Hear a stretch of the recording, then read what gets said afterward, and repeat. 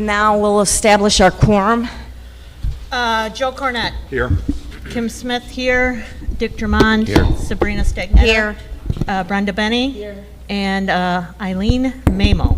Mamo? Yeah. Mamo. And absent is Paul Jost. So we have a quorum.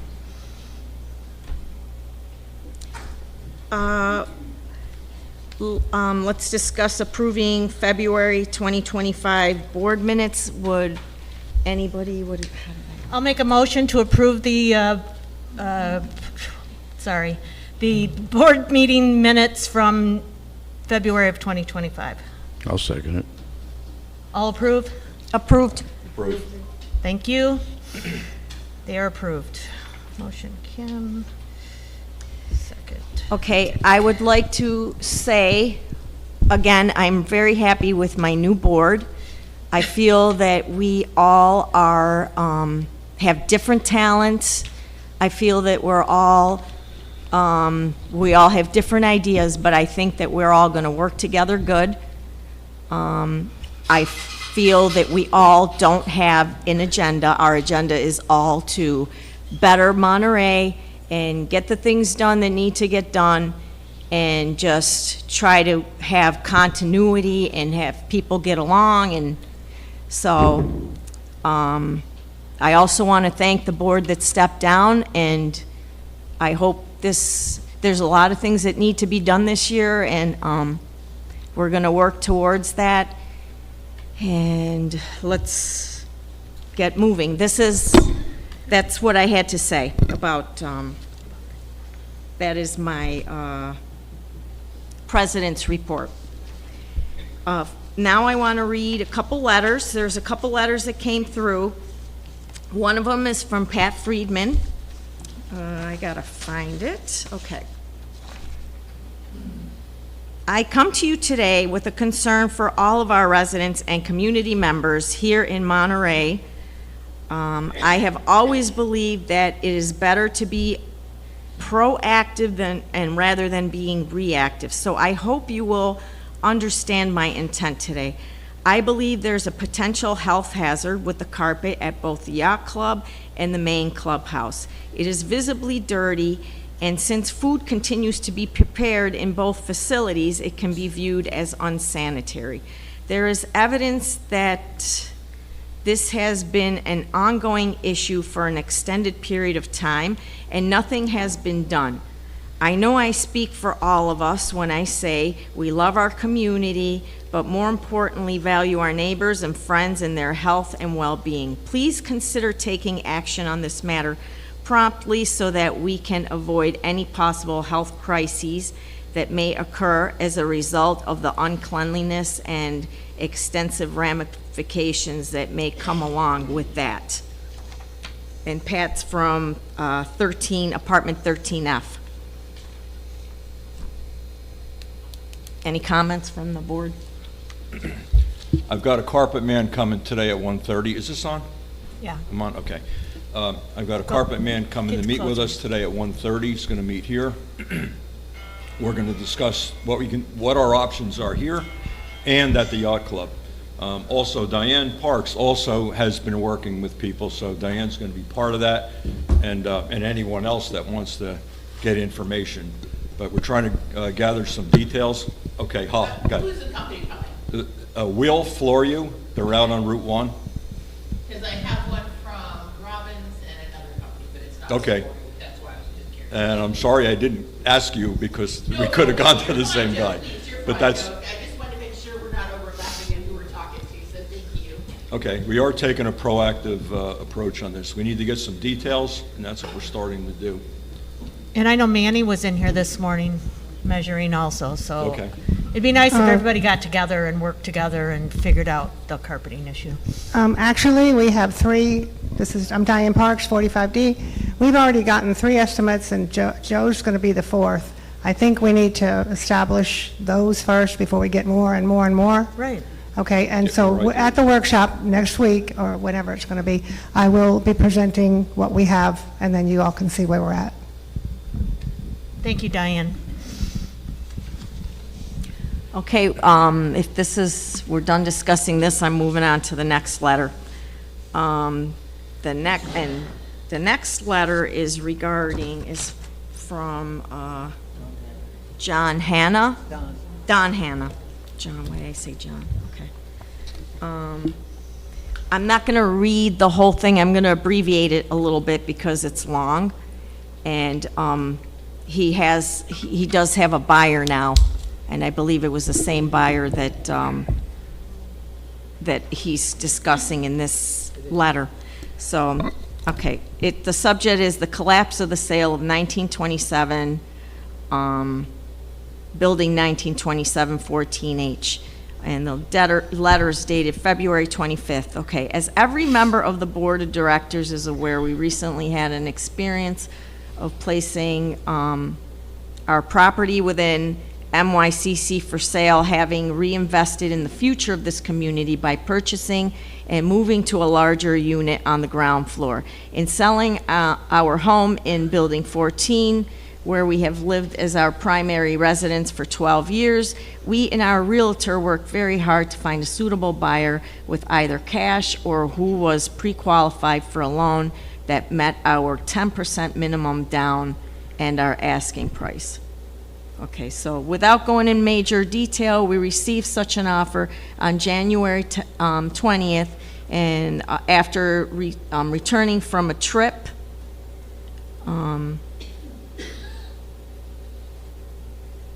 after returning from a long trip on a Christmas vacation and they initiated active marketing for the property. During this time, the realtor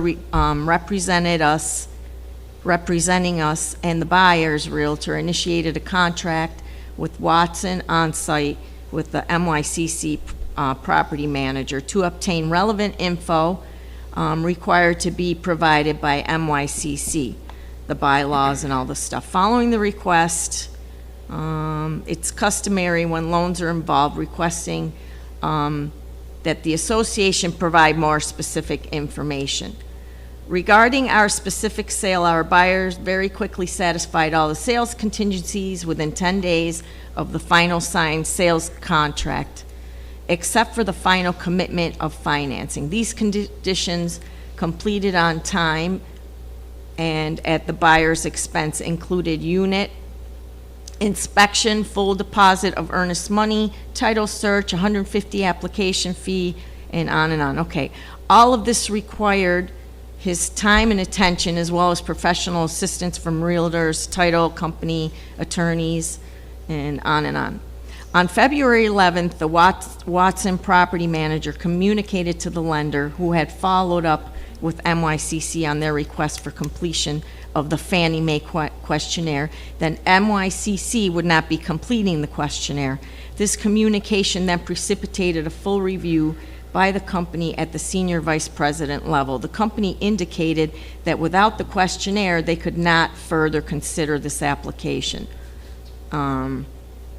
It appears to us that this very important communication was made by Watson property manager at the time without proper consultation with the public and with public discussion by MYCC Board of Directors, nor as of February 11th was this response approved in advance by the MYCC Board according to any records that they have read or reviewed.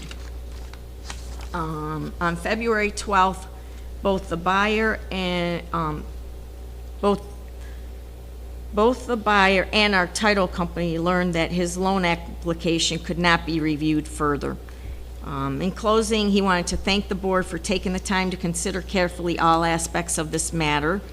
Apparently, nothing could be done at this point to resurrect our sale, but all current and future owners need to be notified in advance of future decisions regarding Fannie Mae and other questionnaires and of all other known problems within MYCC. There's no question that barriers to achieve financing with MYCC remain, and that these barriers have not been accurately communicated previously to owners and prospective lenders.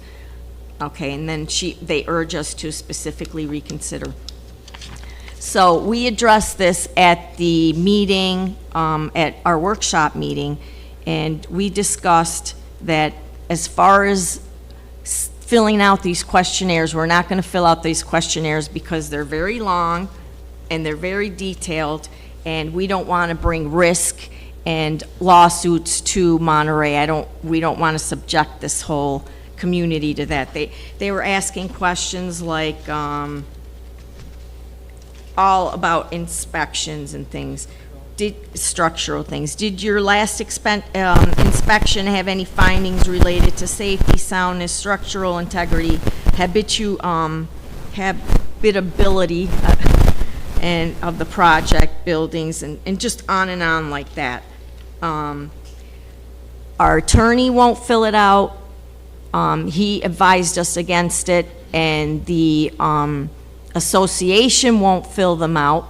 They don't want to take on the liability, so I don't think the board should take on the liability. So we have decided to put something in writing to all of Monterey, which will be, I don't remember, is that further down in the agenda? We can always bring it up and discuss it now, right, Kim? Yeah. So, actually, we will be addressing it. I just want to read the letter now, but we're going to be addressing it. No, I mean, we can go ahead and address it now. Let's finish this whole Yeah. topic now, so So, we have something written, don't we? I don't no, remember. no, I didn't write anything on that. Okay. Okay, we do have a draft that Oh. we'll add it to the minutes. okay, that we are going to, send to everybody, and what are we gonna do, put it on 99 and maybe put it on the website? And we And need to stuff, make sure right? that all the real estate agents in here Yes, are and that aware everybody's aware that- that we're not gonna be filling out these addendums, to not even look at yeah. these types of loans, because you get so far in them, and then if you don't get the paperwork filled out, they just Right, so they need end. to know ahead of time. Yeah. But are you saying just FHA, or are you saying all loans? No. Any, Any loan that requires the condo questionnaire. But I think that's all loans. actually, I haven't seen conventional loans. I'll let you answer that. The addendum that Fannie Mae had was so involved that we were advised not to fill it out because of liabilities. They can hold us responsible if something happens in a building. I The understand that, conventional but I loan- think you have to be clear. Is the it just conventional- needs Fannie Mae and FHA? Pretty much Because the what you're government. essentially saying is it will be cash only No, loans. And no. I think of guys who are already going out. There are conventional loans out there. There was one in August, Navy Federal Credit Union. There are banks that will give loans without these big addendums. And we will, to clarify, answer basic questions. How many units? You know, how many units are behind? How many units are owned by more than one person? Those are the standard questions. There's not a problem answering those, because those are facts that we know. It's the integrity ones that get a little questionable. So that's the ones we're not gonna be completing. But if it's just a standard questionnaire asking basic questions, how many rentals, are you 55 and over, are you allowed to have pets, that kind of thing, we will complete those in the office. I think that needs to be really clearly stated to the owners, because the property values are already diminished. It is going to be, that's what's going to be, you, No one can hear you if you don't speak into the mic. Thank you. Don't I- thank me. I'm done, thank you. I'm sorry, and I don't know your name and unit number. Robin Carson's 38J. 38J. Thank you. we are going to state it, it is going to be stated plainly and, yeah, all the details will be in there of what we can and can't do.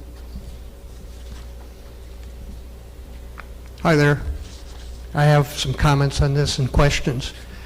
I know that you went to Jacob Ensor to get comments and feedback, but as I understand it, and correct me if I'm wrong, he basically said what we already knew, you don't have to do this. By law, we don't. Right, and I'm not saying that at all, but he didn't say you shouldn't do it. And the reason I'm asking you to confirm or deny that is He because... did say we shouldn't do it. All right, well, let me, but that's not the entire reason. The reason is you will lower your chance of liability. So this is similar to the discussion we had about recording meetings, and I pointed out that the board kind of has a conflict of interest because it's in the owner's best interest to record the meetings, and the same is true of property management. It's in their best interest to not record meetings or keep the recordings. This is essentially a similar situation. I've got a copy of Form 1076. I've gone through it. It's not as complicated as you're making it out to be. There are some areas in it that you truly might not know, and you can put down, don't know. You don't have to lie about it. You don't have to answer every question if you don't know the answer. But if you deny, if you insist on not filling out this form, you're basically reducing the pool of buyers who might buy here. You also have a couple of realtors that have already said privately that they won't bother listing stuff here because they can get more buyers with other listings. So it's in every owner's best interest that you reconsider your position on this. I've got a copy of the form. If anybody wants to read it, you can download it. I just think that this is being done for reasons that are protecting KMCA, for sure, and the board. That's the biggest reason, yes. But If we have all a get property- sued. Wait, let me finish. We have a property management company that surely is familiar with this form and some of their other properties. And if they're not, then I don't understand. They don't want to take on the liability either. I understand that, but that's not in the best interests of the owners. And they should be able to answer it because this is their business. This is what they do. This is what we hired them for. So before you just dismiss this, we're never going to do it, realize that you are impacting every owner that might want to sell. Can we get, Brenda, can you address how many sales, because you know a lot because of the interview committee about how many people come in with these loans? The Fannie Mae and the Freddie Mac I haven't seen in years. Oh, sorry. The Fannie Mae and Freddie Mac I haven't seen in years. We also only address a few mortgages. This one was the most recent and was a Fannie Mae. Prior to that, one was in August of '24. And there was another one last year. We've got 2 or 3 contracts right now moving. They're all cash. It's not that we emphasize cash, but I wonder if because our prices are lower than most of the places around, that it might be also harder to get a mortgage on a unit that's $70,000 or $80,000. Judy Roberts, 17G. I know you have the data around what's recently been done, but isn't it true we weren't able to have mortgages prior to being fully insured anyway? So Correct. we just became fully insured less than a year ago. So That's data still- really is only based on what in the last year has come through. Is that correct? 2 in the last year. Okay. And this one was turned down, but there was also another issue with this loan. He listed it as a second home, but he has a home 20 miles or less from here. And he would have been turned down anyway because they don't, 20 miles is not enough for a second home. So they He got neglected turned to down leave that by part. conventional loans because of that, because he was within 20 miles of his original home. Happy ending, he's closing on Thursday. Paperwork was completed, and they worked things out. With the same buyer. Correct. Art Lutke, 22B. Could you disclose to us which one of you spoke directly to the attorney for his opinion? Which one of the board members? Who spoke to the attorney and got his opinion that we should not sign these documents? It's an email or letter. And this actually was started before I came on board, before some of these board members, from what I understand. This has been going on for a little while. Yes. So This started. it could have been the previous board. Well, I did such in July, I know this was already in place. So nobody since Don Hannah's letter has talked to an attorney? We got an email back from the attorney. So we talked to attorney a year ago or something? This is all fairly recent. So regarding, when you mentioned that we talked to an attorney who denied that we should, or said we should not fill out these forms, that wasn't during the Don Hanna discussion, correct? It is during the Don It Hanna. was, and Mr. Hanna actually put in a document request and received copies of those emails. Okay, thank you very much. That confirms a rumor that we've been hearing. And corrects it. One other thought.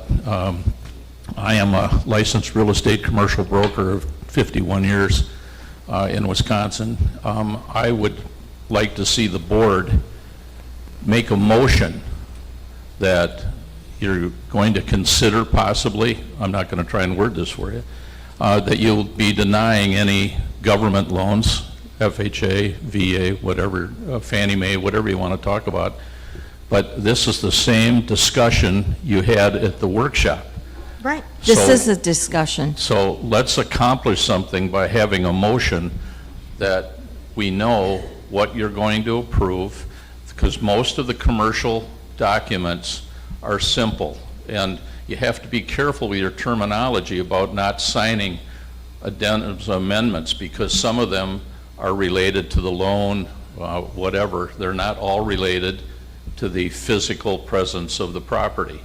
And none of us are in disagreement with not signing a Fannie Mae loan that talks to the structure of buildings that none of us know anything about or want our liability. But I'd like to hear a motion that addresses the fact that we will be assigning documents. You couch it any way you want, talk to an attorney how you want to get it worded, I don't care. But I think we ought to have one, what you're going to deny and what you're going to approve. Thank you very much. So Art, or anyone else that's a, you know, a real estate agent or a broker or whatever, we do not have that expertise up here at this table, okay? None of us worked in real estate. We never worked in any of that. It would be nice if we had someone that would give us an idea of what we should be saying. I've never signed a I have, or homes, but I don't do that for a living. So I don't even know what to write. So if someone would be willing to help us so that we get this verbiage right, because I don't know the difference between Exactly. a Fannie Mae loan and a conventional, I mean, I know what they are, but I don't know enough to write a statement to cover all this, and even how to make sure that the real estate agents, when they come here and they list these places, that we have the right verbiage in the contracts that they sign so that we don't run into this again. Okay, maybe a response to that would be that I really think this ought to be between the Watson management, those folks know what they'll sign, so, and with your attorney, who certainly has got to be involved and have some idea and knowledge of what kind of wording they would put in a document that solves this problem. Okay.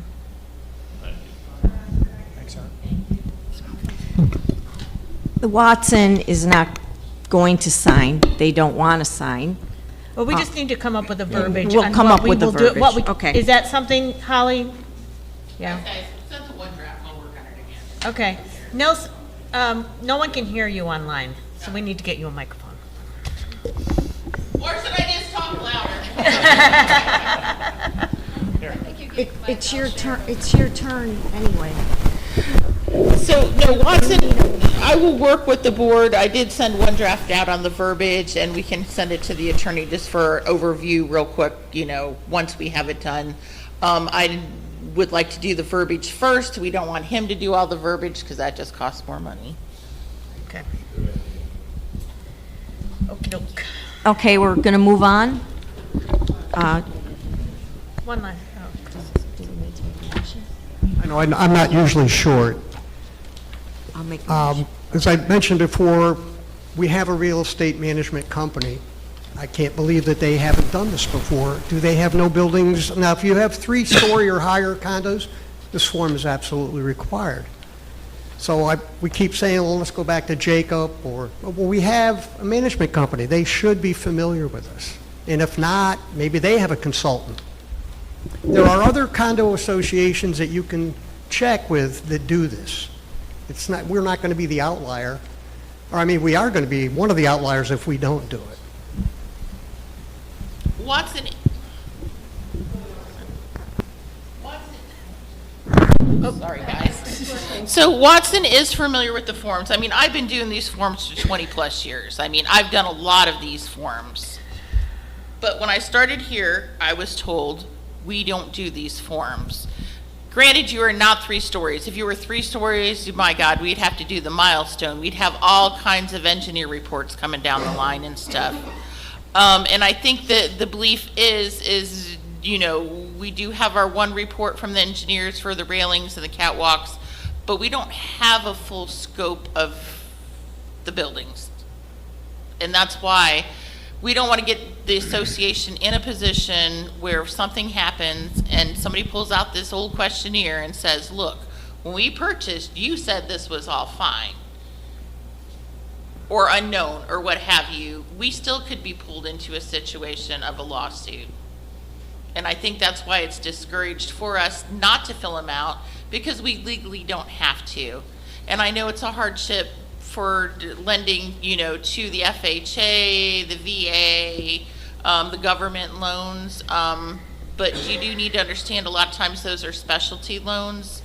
Most of the time when people get those loans, they're going in with less down. There's circumstances that don't allow them to get a conventional loan, which I'm not even saying that's a bad thing. My first home was an FHA loan, but you do need to understand there's certain circumstances with all developments that don't always allow all the loans to come in, if that makes sense, because there are certain, you know, they have lesser things and then they require all this additional questions and stuff, and we were advised by the attorney not to get involved, and we legally don't have to. And I guess that's, am I wrong? I mean, that's pretty much the You're position right. of the board.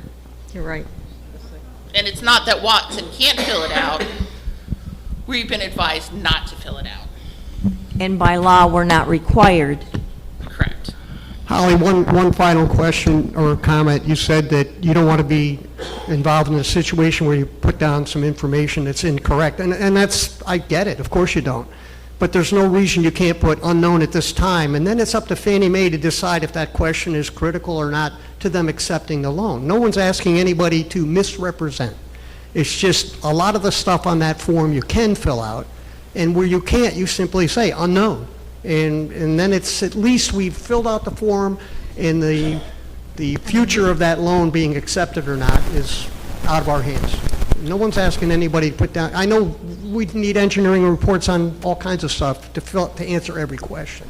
We don't have that, we can't afford it, I get that. But to just flat out not fill out the form, I think is the wrong way to go. Well, understood. Again, this is a board decision. Right. We work on whatever is directed to us from the board.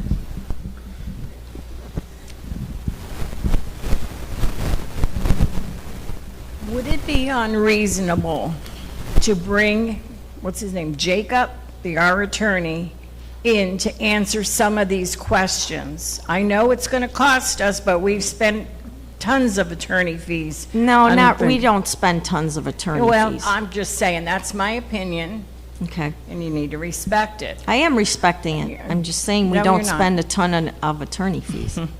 Anyway, can we bring him in? What would you, to answer, we're not going to pay a lawyer for hours to answer one question.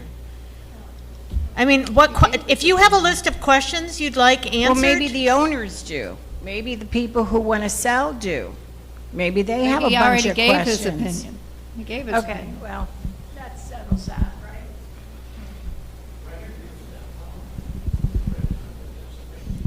It doesn't matter. I'm good. Okay, are we done with this discussion? What do we do? Do we make a motion to? We'll have to do it at the next meeting. We're going to table this for now. We're going to table this discussion. Does someone have to second that? So we're going to make a motion to Table. table this discussion about Fannie Mae and the addendum that needs to be filled out. We'll get more information, and we'll come back to the community and tell them what's going on. So, I think everyone, is that on? up, forward.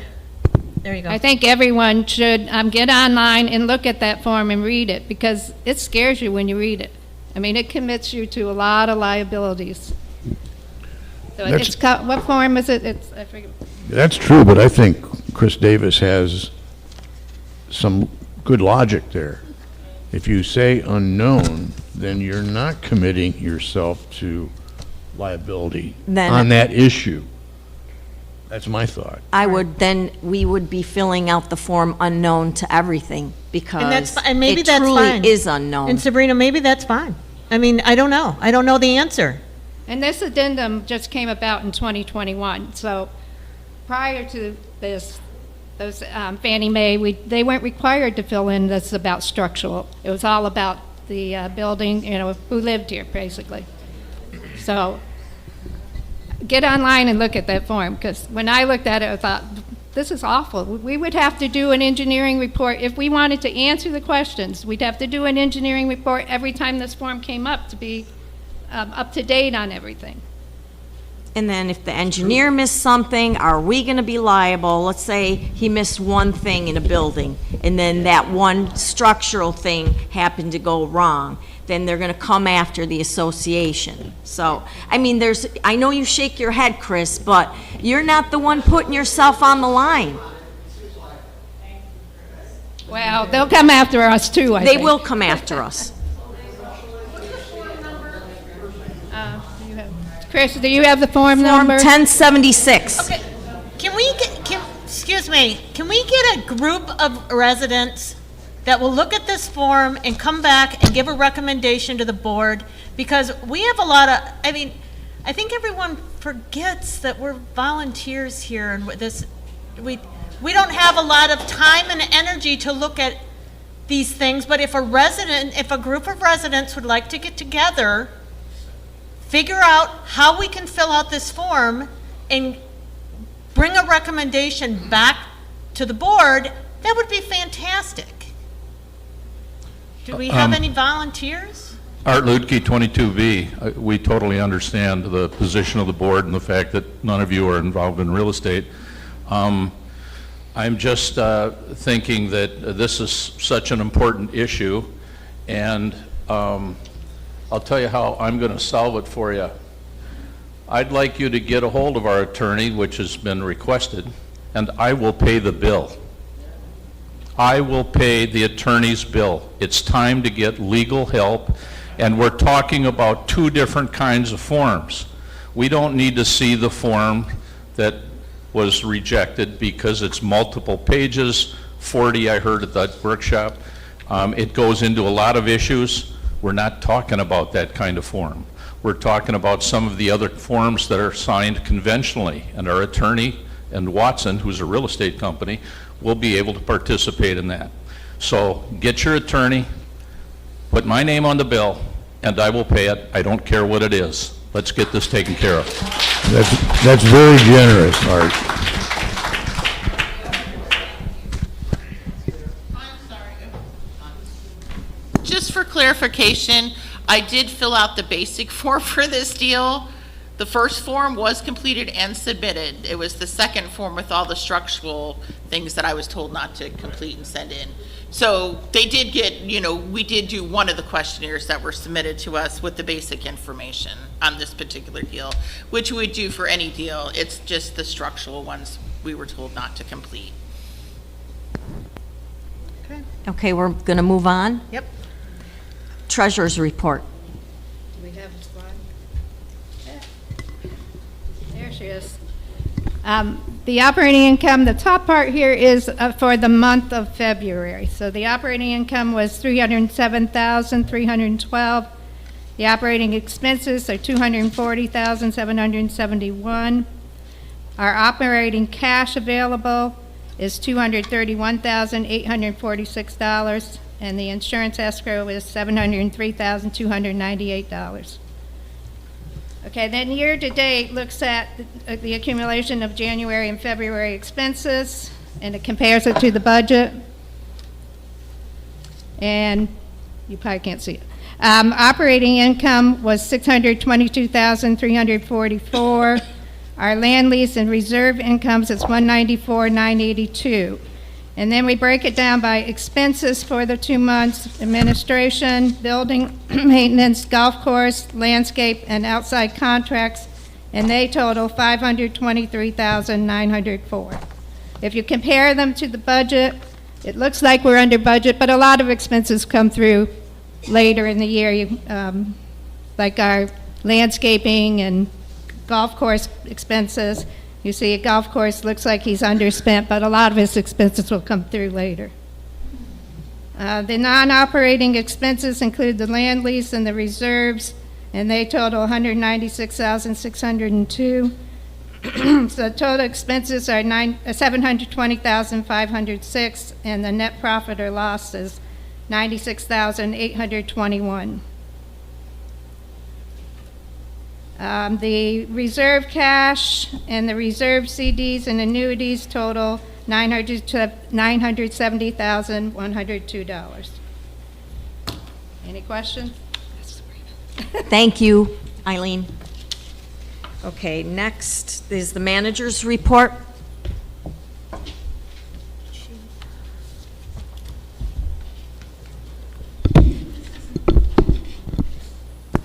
This is not so much of a report other than, I know everyone's going to be leaving soon, within the next, 2 months or so. So I've been pushing the closing your unit criteria because it's so important that you make sure your water's off. Turn off your ice maker. Make sure all your perishable food items are removed. And when you do this, this is a note on trash. Everything needs to go in the 13-gallon trash bags and go into your bins. There's going to be a lot of trash coming out as people leave. Please make note not to make those too heavy. Don't throw all your glass or, your condiments that are half empty into this bag or whatever, one big bag, and barely get it downstairs and into the bin because it's a problem to get it back out. And please remember, Frank has to lift it into his cart and then lift it into the dumpster to get rid of it. So be mindful of the weight of your bags. Also, and I hate to say this, be mindful of the quality of your bags. I know sometimes we think we're getting a good deal. We're going to go to the Dollar Tree and get the $1.25 kitchen bags. Please remember they rip very easily. You get what you pay for, which again is a problem for the getting rid of the trash. It spills, it makes a mess for Frank, it takes longer to do, it makes a mess in the bins. On the bins too, I've had an issue with people putting dog waste in the bins. Not in a bag or anything, just picking it up by a thing and throwing it in there. I'm addressing that on the cans where I know it's a problem, so I want to reiterate, please do not do that. Please do not use your grocery bags. They got to be in the bigger bags. Bulk pickup, I know some of you will have more bulk pickup come in for the next month or so. If you have anything large, if you're getting rid of furniture, anything that weighs more than 50 pounds, please call the office and get approval. We will begin starting, and this is on me, I didn't realize this was, I saw it in the rules, but it didn't really resonate. There's been so much here since I started. But going forward, if you put anything out too heavy, you need to get approval. And if it is large items, you will need to pay a $50 fee to reimburse the association for the dump fees, because every time the guys have to go to the dump, it costs the association money. They don't mind doing it if they can get it down, if you can get it down to the curb, but again, it's just offsetting some of the cost and get approval so they know that it's out there. Let's see, we've got, make sure you set your thermostat at 75 degrees and your humidistat at 65%. It gets, as you can tell, today's very humid out there. This is not even what we see in the summer. So keep that in mind when you leave. That'll help, with mold issues. If you have any kind of moisture, it keeps your unit nice and dry. Unplug your television. If you have anything we need to know, please leave it out on your counter. So if we have to go into your unit for an emergency situation, you can just say, oh, my plumber, his information's on the counter, or whoever it may be. Let's see, bikes. Again, I mentioned this at the managers meeting. We had a lot of bikes out here last summer where people were not here. Please, please, please, when you're leaving, put your bikes on your lanai, take your stuff inside, just secure it. I mean, we're heading in, we start hurricane season and it runs, pretty much 6 months down here. And that's a lot for the guys and everybody to maintain the areas and keep everyone safe as far as flying objects and whatnot. So I kindly ask all of you to put everything inside, secure your unit that way before you leave. Checking your unit. It's on here that you're supposed to have someone check your unit twice a month. That's the minimal in my opinion. If you can get someone weekly, please have them do it weekly. If you are a checker or if you're hiring someone to check or what have you, make sure they look at the ceiling when they go in your unit. See if there's any stains they didn't see before. Go in your bathroom, check around to make sure all that looks good. Open the cupboards in your kitchen, open your closets, because sometimes moisture seeps in through the closets, and then we have checkers who never look in the closets or look up, which causes more problems, which causes the association more money when things fester. So please, that's my advice there. And if you have any concerns regarding this, you can always call the office. We'll do our best to help you out. Your storm shutters, again, please make sure that you check them before you leave. Either have them serviced by a professional or just make sure they open and close easily. Because again, the guys don't have time to do all that when they, when we have a storm pending.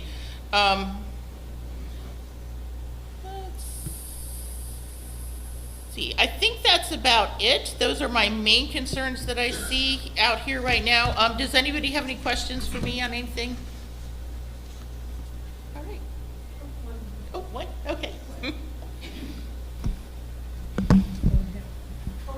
I'm sorry.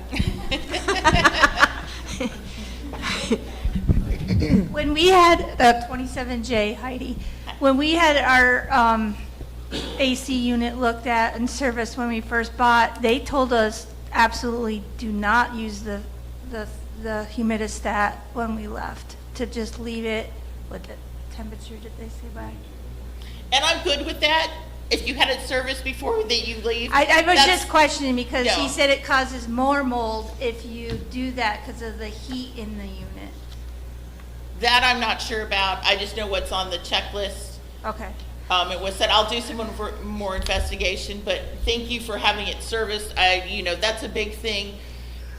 Please, if you can have it serviced before you leave and when you come back twice a year, just to have it looked at.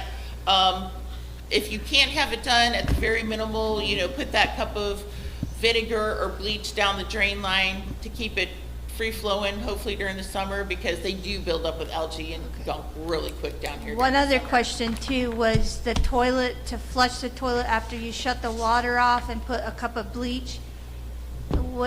I don't understand that rationality. Wouldn't it be more apt to have stuff come up through the system if there's no water in the tank? That's what they say to do, and they also say to cover it with plastic. Okay. We do cover it with plastic, but I was just questioning, why are you not leaving the water in the toilet and put the bleach in the water? Because you're more apt to have animals come up through the sewer system if there's no water in there. Well, I mean, in my mind, I'm thinking, there's usually water in it. I reach down there, turn off the toilet, there's water in it. I throw the bleach in there, put my plastic over the top, so there's... Flush the toilet after. Oh, no, I don't know. I mean, personally, I put bleach in the toilet. I mean, yeah, you flush it, just put it cleaned out, put bleach in it, and then put this, and turn it off, but there's water in there. Okay, I was under Just as a point of information, the water in the tank is not connected in any way Correct. with anything else.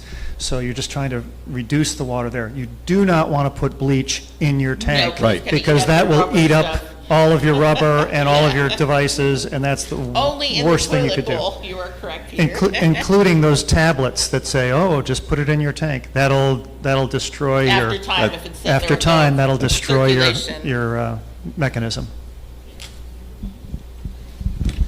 Judy Roberts, 17G. It seems like we've had more people trying to fish around here lately. As a ranger, I've had to kindly ask people to leave that did not even live here, that were trying to fish in our ponds as golfing was going on. And with the more visitors, with spring breaks and everything else going on, I think there's some grandchildren I've seen around too trying to fish in ponds. I think there's conflicting information going out to those people. And I think we should maybe put something on 99 or something in the chip shots or something to clarify, number one, if you don't live here, you can't, they're not going to see it anyway. But anyway, anyways, the people that do live here that have visitors especially, what are the rules on fishing? Can they fish in here? And obviously it should not be done while the golf course is open, which is happening, and we've had to make sure that people are vacating the ponds when they could be getting hit with a golf ball, and then we're the ones being liable. So I think a message needs to get out to the homeowners, especially for visitors that are here thinking that they could fish, because they're saying, my grandma's in building blah, blah, blah, and she said it's okay for me to fish. That's what we've been hearing. So it just seems like it's happening a little bit more often lately, so if we can get the word out. It's in the rules and regulations booklet. Okay. The Yeah, rules but on fishing. Judy is right, there has been more, and thank you, Judy, there have been more people fishing on the lake. I did talk to a gentleman over on this lake outside my window and his grandson, and just said, you are allowed to fish, but you cannot fish when the golf course is open, and that's for safety reasons. And it's catch and release too. And barbless. I'm sorry. Barbless, Oh, that's hooks. right, the barbless hooks. Deborah South, 1I. That actually happened last Thursday, and my husband went out, and the kids were very polite, but they told him that their mother lived here, and he knew they hadn't because he's seen them before. It had happened the week before that one of them was asked to leave, and they were kind of brazen about it, like, they just dawdled along, and then they said, we're allowed to fish here, and it was 4 o'clock on a Thursday afternoon, and there was a couple trying to hit off the blue tees, and it took forever to not chase them off, but to walk them out of the gate. Yeah, if they're trespassing. And they'll be back. They're back. Those people are trespassing. And I you need know to- they're trespassing, But so you who need to do we contact to Authorities. take care of that? You contact The police? the police. Okay. Yeah. While they were waiting, they had their pictures taken, they were smiling and very, like I said, brazen about it. So come on, bring it on. You call the authorities, you don't need to deal with that personally, if you know Well- for a fact these kids aren't supposed to be here. Well, just as owners here and going out and politely asking them to leave, like, actually, one of the kids said to my husband, well, you're alone. Like, what was that? That's when you call the police. Yeah. They're trespassing. Threat. Just to know, like, they thought that they were allowed, that they said they could fish. And like Judy said, if they get hit with a golf ball, It's on us. who's that on then? Yeah. Yeah, and let them explain to the authorities who their relative is or whoever. Right. That's what I said, they won't be able to, so.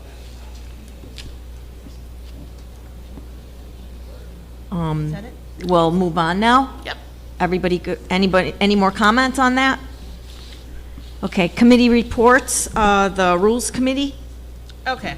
The I'm the board liaison and chairman of the Rules Committee. And at our last meeting, it was brought up once again, anytime there's a event at the yacht club, people are parking where they shouldn't be. If a ambulance needs to come in there, they can't get around the circle. I know when we had our bocce luncheon, people were parking on the sidewalks. It was bad. So it's been brought up in the meeting again by the people that live over there, that we would like to put striping on where there is no parking. So it would be in the fire lane, it would be in the, right up against the building, as you come around the loop on the one side of the parking lot, and It's my understanding that John McGee would go and get a striper. We would pay for paint and for the lease of a striper. Right. And they will more than happily put the yellow stripes on the parking lot for us. So I guess I need to get approval from the board. So I'd like to make a motion that we approve the rental and purchase of paint, the rental of the equipment and the purchase of paint to do striping at the yacht club. I second it. All in favor? Aye. That's it. So that's approved. Second thing. We had this discussion at the workshop, the scooter discussion, we've gone through all this. You know, there was many complaints of the storing of scooters on common ground. We don't take into consideration the residents on the second floor that may own a scooter. And so the Rules Committee, we had a special meeting of the Rules Committee, and we came up with these recommendations. They will be added to the rules booklet. Any existing pads and electrical outlets will be grandfathered in. Once the condo is sold or changes hands, either by inheritance or signing over the deed to a family member, the pad and the electrical outlet must be removed. The owners will pay for the removal of the pad and outlet and any building repairs. I think we talked in the workshop, we weren't so concerned with the electrical outlet. Is that correct? Or is this okay as written? Okay, perfect. Association electricity is not to be used to charge scooters. This includes any outlets on the railings. There's a couple scooters out there. They're plugged into, I don't even know what the outlets are for, but they're near like plumbing. That one by you, I don't know what that's for, but there's an Yeah. outlet out in the middle of the yard. You have to use your own electricity. Electricity. You can't use Monterey electricity. So electrical cords may not be run across walkways or railings. It's suggested that, oh, I need to take out this portable chargers. Howie Snyder found out from the manufacturer of his scooter that portable chargers will negate your warranty on your battery. So we're gonna take that line out of this. I thought I'd fix that. We're gonna take that line out of here. We're just gonna say that you can't run electrical cords across. I don't care how you get it, I don't care how you charge it, but you can't run an electrical cord across. And scooters may be stored in front of its owner's parking space like a bicycle. That's the big change. There's also going to be a scooter application.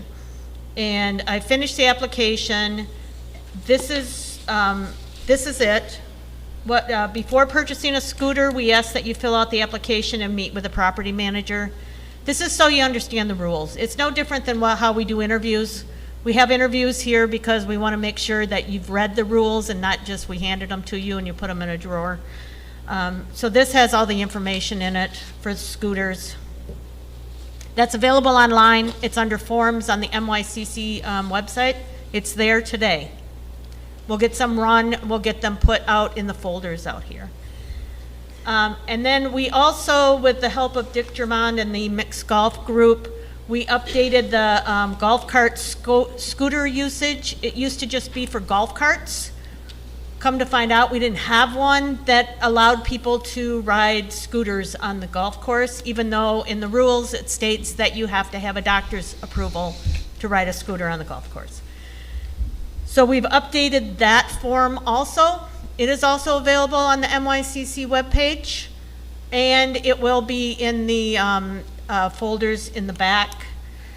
So if next time you come in and ask for a golf cart pass, we are going to ask you to fill out this waiver just so we know that we have all your documents and that they're in your owner's file.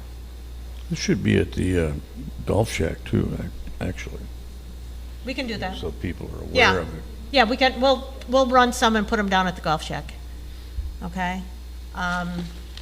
So I guess we need to have approval of the new scooter rules and the usage forms. So Yes. I'd like to make a motion that we approve the new scooter rules and all the forms that support that. I second it. All in favor? Aye. That's passed. That's all I had. Think you're on. Okay, new business. Nope. No, lift stations. No, that's part That's of new next. business. Oh. Okay, Yeah. so I was gonna, That's Did you have okay. anything Defer for to your you. committees? I do have planning committee. Right, but did you have any information from them? I just have the results of our meeting and what I found. Then this is where you do that. Okay, so we want to talk about planning. Yes. sure, Okay. and then you I'm can. totally green to this. so. All right, planning board, I thought we were going to go into lift stations, but. No. Okay. The planning board, we met, Carol and I, and two other people, I forgot their names. Anyway, they asked me to get a price on replacing the canopy over here. That price is $9,900 for a new one. Sam says we probably could paint it with waterproof paint for about $400. Correct, Sam? So we need to make a decision on that.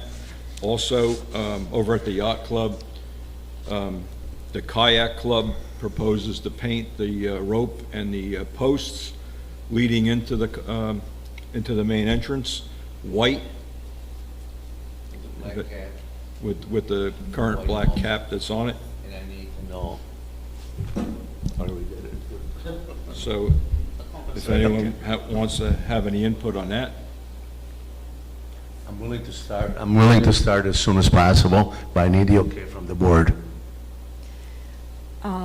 Does someone want to make a motion to vote on this? Sure. I'll make a motion to, who's purchasing the paint? Are we purchasing The it? yacht club. The yacht, yacht. Kayak club? Kayak club. Okay, I'd like to make a motion to approve the painting by the kayak club of the posts and caps at the yacht I club. second it. All in favor? Aye. Passed. Thank You're you. on. The $9,900 for the canopy, we're going to We're gonna have to talk table. about, yep. Okay. That's all I had for the planning committee. I'm sorry? We don't have one. We'll bring it up at the workshop. If we decide to paint it, that's going to be all with volunteers. That probably won't occur until we're all back here because we're all getting ready to head north for the summer. So, And the thing that will happen with that, if there's a bad windstorm or something happens and they have to take the canopy down, I was told once the canopy's down, it's not gonna probably go- going to crumble and it's we're not going going to to go need. back up. Yeah, we're going to need a new one. So I think we need to figure out now if we want to paint it. And if we don't want to paint it, we risk that we're going to have to spend the $9,000 to buy a new one. So do we want to vote on, I would take that chance. Take what chance? Leave it alone, and if it still come out, here, take it down. got it. I will take that chance to leave it the way it is, so if something happened with a storm, we take it down, then we buy a new one.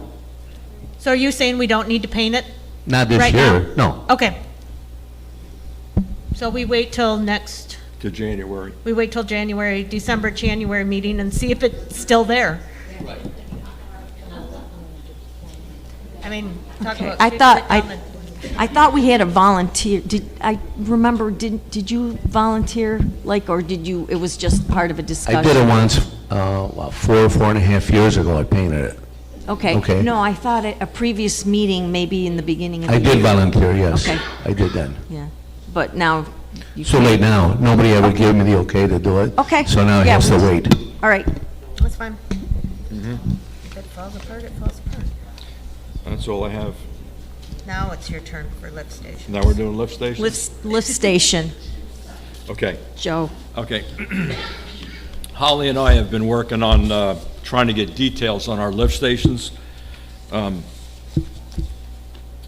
We have a $41,000 proposal in from Stewart Plumbing to replace pumps in one of our lift stations. We have two.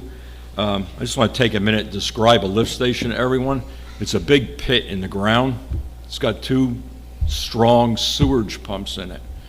We need them because our sewer comes out of our complex here at a lower elevation than the sewer main for Martin County on Palm City Road. So our sewage has to be lifted, hence lift station, has to be pumped into that sewer main. Okay, so we have 2 of them. So I went into both of them, not into them. I went to them. They're pretty nasty to go into. I won't go into them. But I went to the stations because like Artie did real estate, I did pipe in my life. So I've installed lift stations. I put both these lift stations into test mode. Both of them perform perfectly right now. So I said, what am I missing? So I brought an expert in. It's Raider-Rooter. They're a sewage company. They specialize in lift stations. You got to talk He to the did. mic. They can't hear you online. Oh, I'm sorry. That man did the same testing that I did, and he came up with the same conclusion. They're working perfectly. They are 20 years old, but they're working perfectly right now. What we also found out is that Martin County requires us by law to maintain these lift stations once a month, clean the lift stations every 6 months. That's law. We don't have any documentation supporting that it's been happening. It may have been, we don't know. Correct, Holly? We have not come That's up with correct. anything. We have been paying Stewart Plumbing. They come out every month and inspect the lift stations, but they have not provided any reports as Correct. to what So, they find or. in order to, number one, come into compliance with Martin County, I recommend we get we enter into a contract with Raider-Rooter. They've already given us a proposal to maintain our lift stations once a month. My opinion is our downside risk is minimal because they're going to get looked at every 4 weeks now. Yeah, they're old, but they're all working right. So we take a contract with them, and we don't do anything relative to that $41,000 quote. So that's my summation on the lift stations. Sure. Wait for the mic. Wait for the mic, Beth. Thank you. Thanks for almost going down to our sewers. Does this mean we're going to get a contract with the company that says they've been here every month and doing nothing and no reports? Or is this another company? No. New company? No, okay. Good. We already have had a contract for years. Right? I'm just proposing we go with a different company. I would too if we That's have all. no reports. You wonder So- where the money went. Okay, that's my question. That's it, Thank you very yeah. much. And I'll just add to this, my concern was, as we spoke about, we paid what it was like $3,500, almost $44,000 for them to remove that 5-gallon bucket of things that were stuck in the pump. This is what started it all. And my thought process is, I can't believe all that happened in a month, which makes me question how well they were doing it in the first place. And then we went back to look, and for the contract. Now, the contract that we found and that they sent me as the most current was almost 20 years old, and they said in the email, would you like us to update this? So I'm just giving you a little backside on what we're seeing on the management side, dealing with the company we currently have. So I don't usually, but my opinion is we do need to change companies with somebody who does more, know more, and will treat our lift stations like they need to be treated, if that makes any sense. Yeah. Yeah, it's a sewer company. Yep. Yep. Yeah, this is strictly a lift station company. Plumbing is really, No, they're a plumbing company.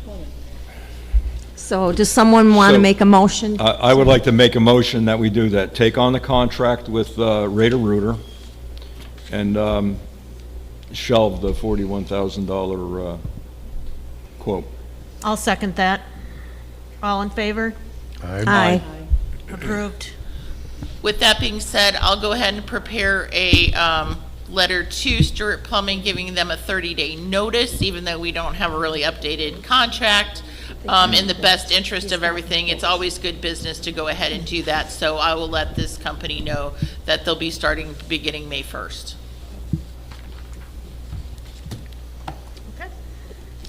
And these are sewer companies. Right, Correct. that's their specialty. And you talked to a couple of them, right? I talked to a total of 4 of them. I could only get one to actually come out to our site here, and that's Raider Rooter. And this guy actually made the most sense. So that's who I would recommend. I don't have quotes from anyone else and I asked for them, but you know, I'm used to living in New Jersey where people respond in a timely manner, not this Florida thing where it takes months. So anyway. So that's why we're going with that one. And I feel this will be much better. I feel like we've been getting lied to and we're getting fleeced for years and years and years, and now we'll have a company that's specialized for sewers, so I'm happy with this. Okay, now, we're gonna discuss quiet hours. Yep. So, at the workshop meeting, we discussed, maybe putting in a rule for quiet hours, but then we decided it was better just to go with, Martin County laws, Martin County, laws about, quiet hours. So we're gonna post ordinances. Martin County ordinances. So we are going to post something on Channel 99 that's going to state what the Martin County ordinances are. It's up there, yes. And the hours are, I believe, on Sundays, 9 to 7 p.m. So if somebody's making all kinds of noise in the middle of the night, because I have heard of people like pounding and doing all kinds of things in the middle of the night, you would call the police. And also, It's 11 so it's 11 Sunday p.m. through Thursdays Yep. 9 p.m. to is 7. 9 to 7, and on the weekends, basically, Thursday, Friday, and Saturdays. No, nope, just what? Friday and Saturday. So the rule would Okay, be sorry. from 9 p.m. It's hard to read when you're twisted From around. 9 p.m. to 7 a.m., Sunday through Thursday nights, it's considered quiet hours. From 11 p.m. to 7 a.m. on Fridays and Saturdays, it's considered quiet hours. If someone is having a party, is, upstairs making a lot of noise, you call the Martin County Sheriff. Don't call a board member and expect us to go knock on somebody's door and tell them to be quiet. Deb? Can you just put that number on Channel 99 so people are Yep. aware? Also with the Definitely. fishing, Yep. same thing, please? Yes. We can put it in chip shots, too. I heard somebody say that. Okay. Yes. All right. Got it. All right, do we need to vote on this? Nope. Oh, wait, do we? Yeah, let's I do mean, it anyway. No, it's a county law. No, you don't need It's a to. county law. It's, Yeah, this so we're is just putting it on informational. 99. Yep. We were talking about making a rule for it, but we're not. no, So, we'll we're put just, we'll put it in the rules and regulations, but will be considered a Martin County ordinance. That's all it will say. It's not a NYCC thing. okay, next discussion, or any questions before I move on? Okay, next discussion is screen replacements.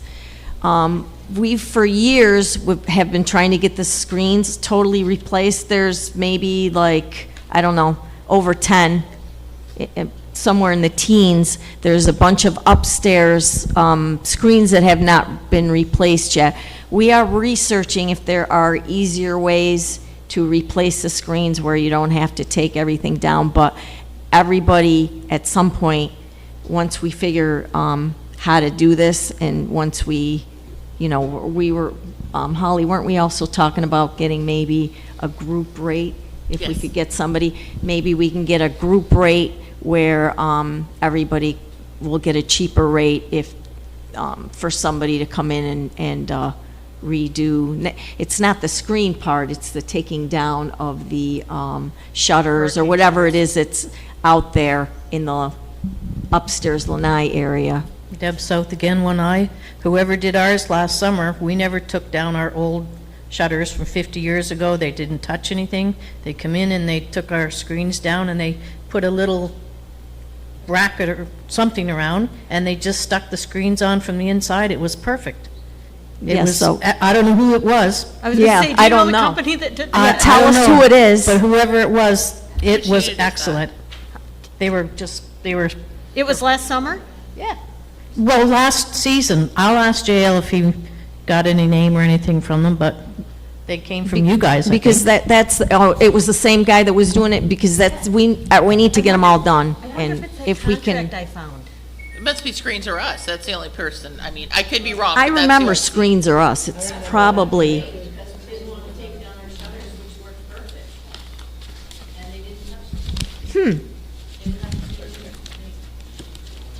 We'll Paula look DeBella. into that. Whoop. go Okay. ahead. Paula DeBella, 25G. It wasn't last summer, but maybe the summer before, and it was Monterey who sent the people to us. Yeah. Because our hurricane window sliders were so close to our screen, they decided to build a new frame from the outside around our existing frame, and they never had to do anything other than that. And if you look when you're walking by ours, you can see our frame is a little wider than other people's, but they never had to do anything different. Yeah. Why wouldn't they? Okay, so I don't know why there were wouldn't they have done upstairs units that were That's a good question. incurring. Some people had to pay like $1,200 to have, yeah, and I know Yeah, somebody that and did. I know it's not for the screen, putting on the screen, it's for removal and doing whatever, which I don't understand. Maybe, I don't know if it was who was doing it before. I like the guy But- that did ours. So give us these people's names so that we can, Must be Screens or Us. we sent them, you're saying, okay. Was it Screens or Us? I don't know. Don't know who it was. They sent him, and Okay, they did so- a wonderful job, and we didn't have to pay all that money. So we're gonna do more research because we do need to get all these done. There must have been, if it was just last year for Deb's, there must have been some sort of an invoice that was paid, Oh, you would more than the think, system. you would think. Okay. One done in my building, and I'm pretty sure it was Screens or Us. Okay, I remember Screens or Us. Seen that office? In 25, Anyone else? So this is gonna come up again, this issue. All right. Now, we're gonna do board appointments of committee liaisons and members. Should I go up there and you Yeah. read them and then I'll read them if you want me to, and you can, I mean, we can just read, oh, your order is different than mine. Just go Yeah. ahead and go up and read them. Okay. She spent all this time on this beautiful chart, so.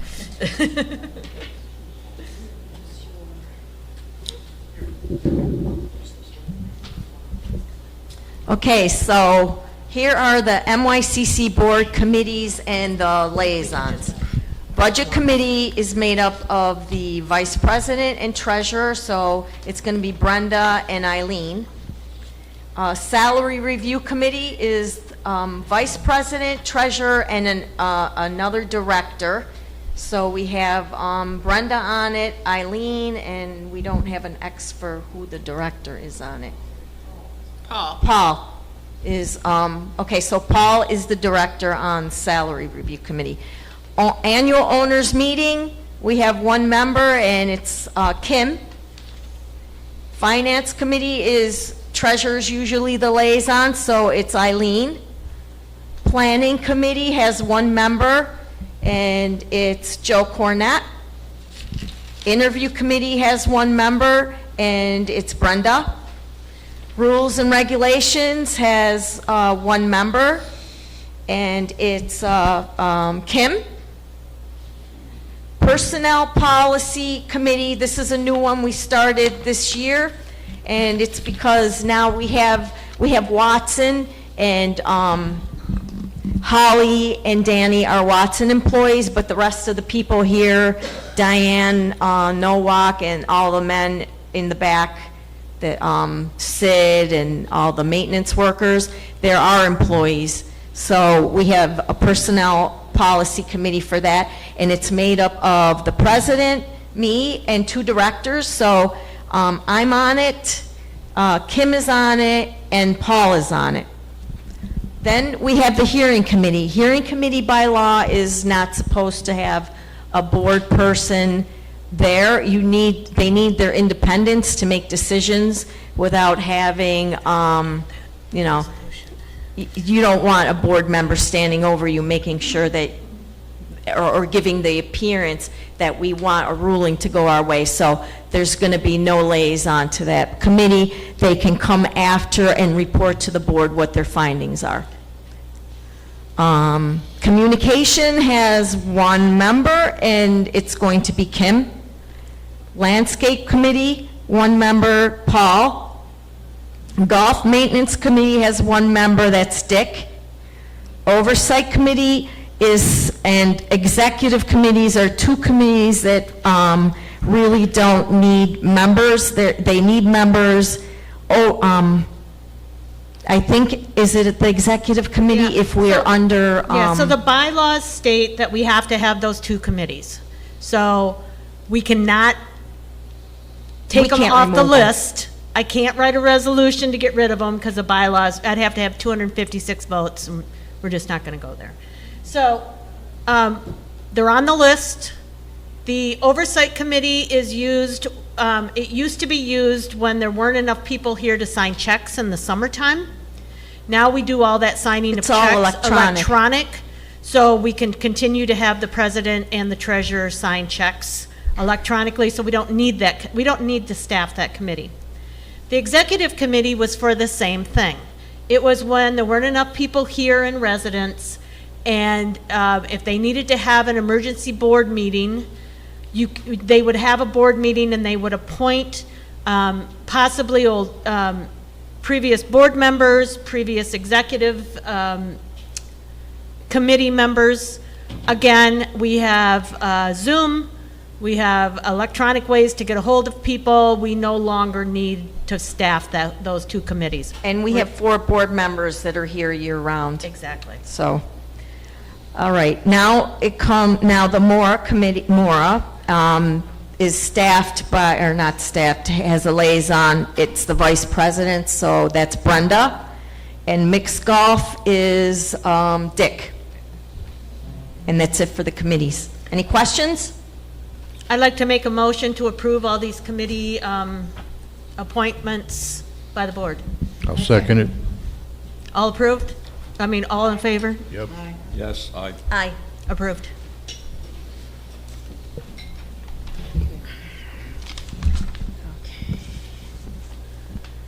Okay, I have a comment on laundry rooms. We had a laundry room that, that leaked into somebody's apartment.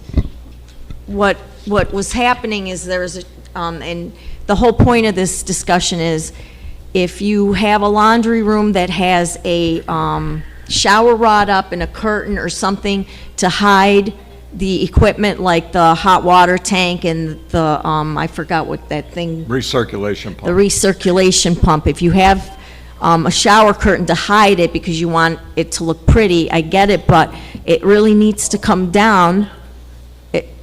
It really needs to come down because what's happening is in that for that particular unit, they had a shower curtain up, and who knows how long the water was from the recirculating pump hitting the wallboard. It ate up a hole in the wallboard, and then finally one day it, totally burst, and they started getting water going into the closet in their apartment. If you didn't have a shower curtain or something hiding the equipment, then you wouldn't have a problem with, you would maybe catch these things much quicker. So really, because of that, I think we need to, if you notice in your laundry room, you got something hiding all this equipment, please, I implore you to please take it down. on that, I got one thing to add too. I've worked with Holly and our maintenance crew. We now have all the pumps working in all 51 buildings to our knowledge. So everyone's domestic hot water should be working correctly. So none of us should have to turn a shower on and let it run for 5 minutes or so till they get hot water. If that does occur, we need to notify Holly, because it could very well be that the pump is quit. So to our knowledge, right now, we have them all working. So we're in good shape there. And the water that Sabrina's talking about, all these laundry rooms have a floor drain in them, so it could very easily be running down the back of the water heater or something and coming out to that floor drain. No one would even see it.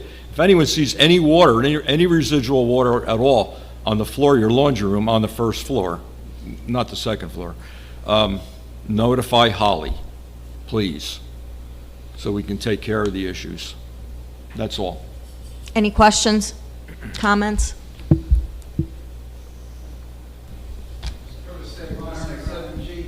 you tell people not to turn their water heaters up, temperature stuff? Because that can't be good for the equipment. No, it's not. And also, it could be a personal injury issue.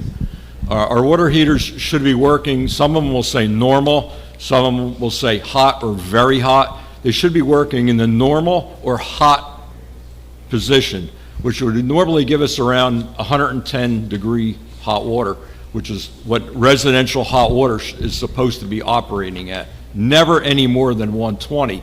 If the heaters get turned all the way up, they could run as hot as 180. And it could injure some, if some of these shower valves are very old, some of them are original yet, they have no scald protection in them. So yeah, someone that has a new shower valve will have no issues. Someone has an old one could get scalded. So they should be running in the mid-range, which on the little dial would say either hot or normal, not very hot or very high. So not all the way up. Cranking them all the way up doesn't give us any more hot water, just gives us hotter water. Everybody's water tank is 50 gallons. By installing these pumps, that volume increases probably to about 250 gallons because we're warming up the whole building continuously. So it's a lot more volume. That's how we operate here. So that's why it was important that we get all these pumps working. So, and right now we are, but they should be, all the water heaters should be running in that range. So, that's all. But you're, good point, Ron. Will that clearly go in the minutes then? Yes.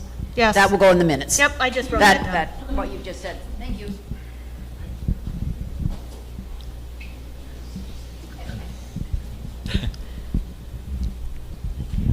If I can, Deborah South, One Eye, if I could just go back to the screens.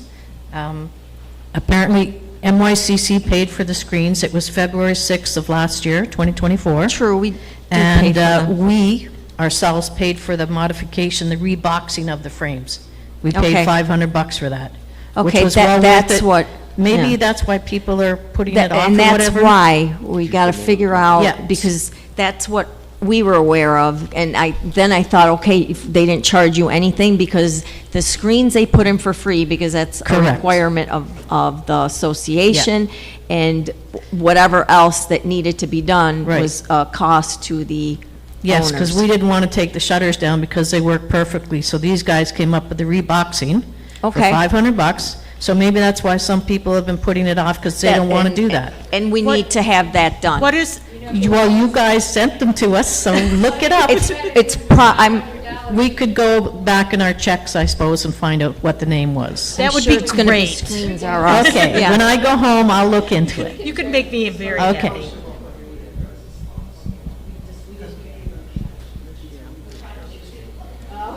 Any other comments on this?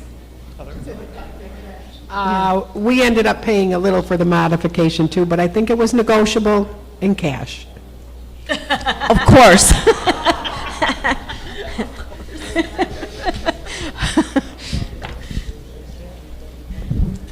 when you check into, Lorraine Danielle, 44F, when you check into this, obviously it's in a payable of last year, you can find the name of the company, but I think it would be nice if you would let the owners, at least post it on 99 chip shots or whatever, the owners on the second floor, if you can get a special pricing for what did you call it, reboxing? Reboxing. As an owner on the second floor, I would definitely pay that because it's a heck of a lot easier for everyone, and it probably will make it a lot easier for you to clean your windows. Yes, Just a that was sugge- something we were discussing. We will check into that. I think it's Screens or Us, but we will check.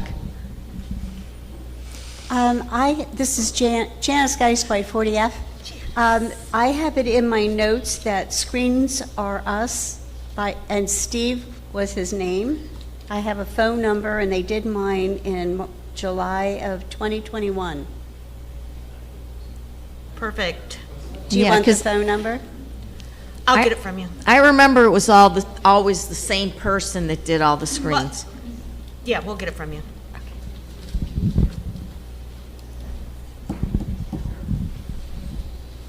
Robin Parsons, 38J. On the lines of replacements, I've been waiting for my door replacement for a couple of years. Holly, the last time we spoke, you said you were trying to identify a contractor locally. There was a contractor up in Vero that you were working with. Can you give us an update on that, please? Which unit are you in? 38J? I've reached out to the contractor that was used previously and asked if his proposal was still good, and I reached out to a gentleman who does handyman work, who's licensed and insured. He ended up painting for his price, and then I still have a third one I need to reach out to. Do we know a timeline on when that might be resolved? Once we get the 3 bids in, it'll be up to the board. I also do need to check with Manning Supply. I reached out to them yesterday as far as the price of the doors being the same, because that's who they were purchased from last year.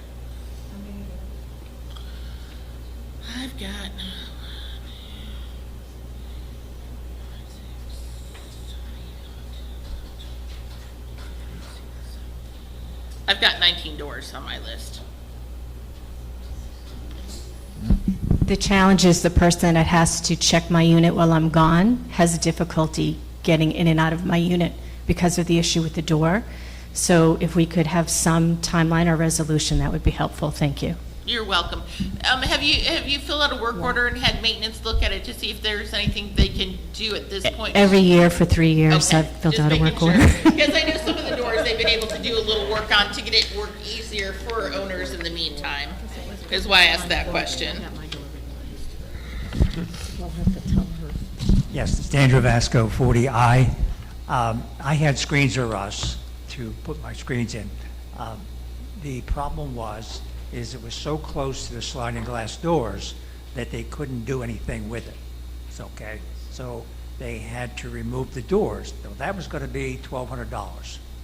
So we chose to have the frames removed, everything taken off, and put the screens on the outside. That all ended up being $2,400. So decide what you want. But Screens R Us is what did it for me, but somebody else did Screens R Us. He does it for the community, a number of places. So find out what you want to do up front, because you start doing things, it gets pretty expensive. And Carlos said that he could possibly at that time get me some kind of a remuneration for my cost. Well, Carlos is not here, so that seemed to disappear. Or is that still in effect? When did you have your screens done? Because you are actually 40 eyes on my list of screens that have not been replaced. Exactly. They were rotted, and I bought the place and didn't realize that there was supposedly a letter that went out from the previous management company, or the owner, or the management, whoever it was before we have now. They were supposed to have put a letter out. That letter I could not find from anybody, and so I couldn't go back to the seller and said, hey, you knew about it and I bought this place, but it wasn't on disclosure. the point being is, it did cost quite a bit of money for me, $2,400, to have this done. And is there a amount of money that is reimbursed to the owner for having their screens replaced?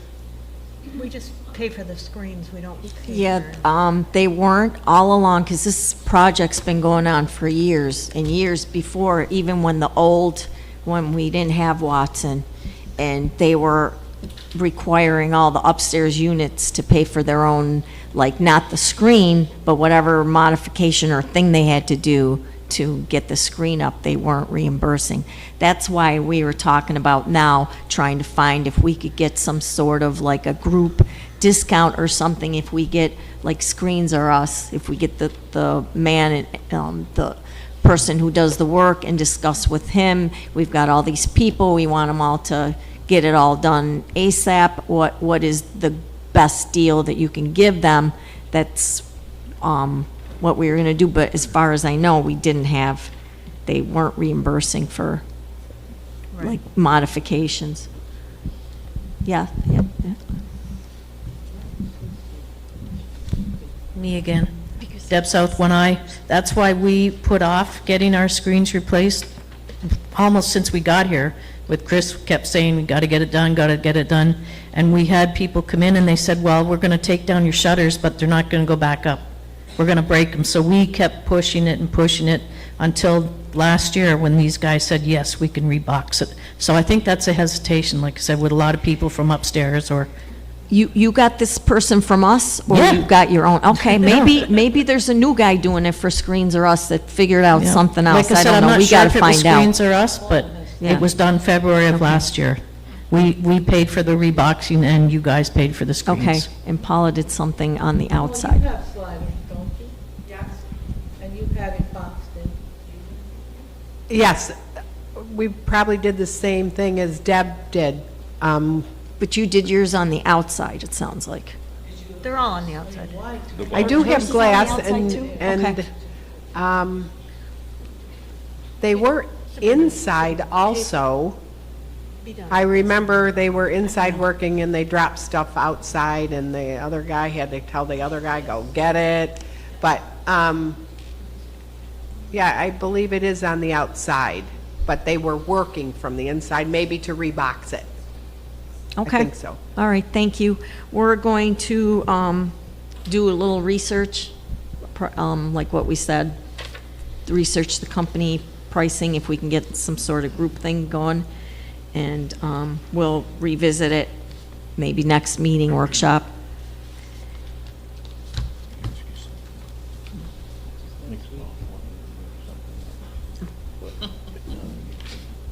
Okay, we'll do it.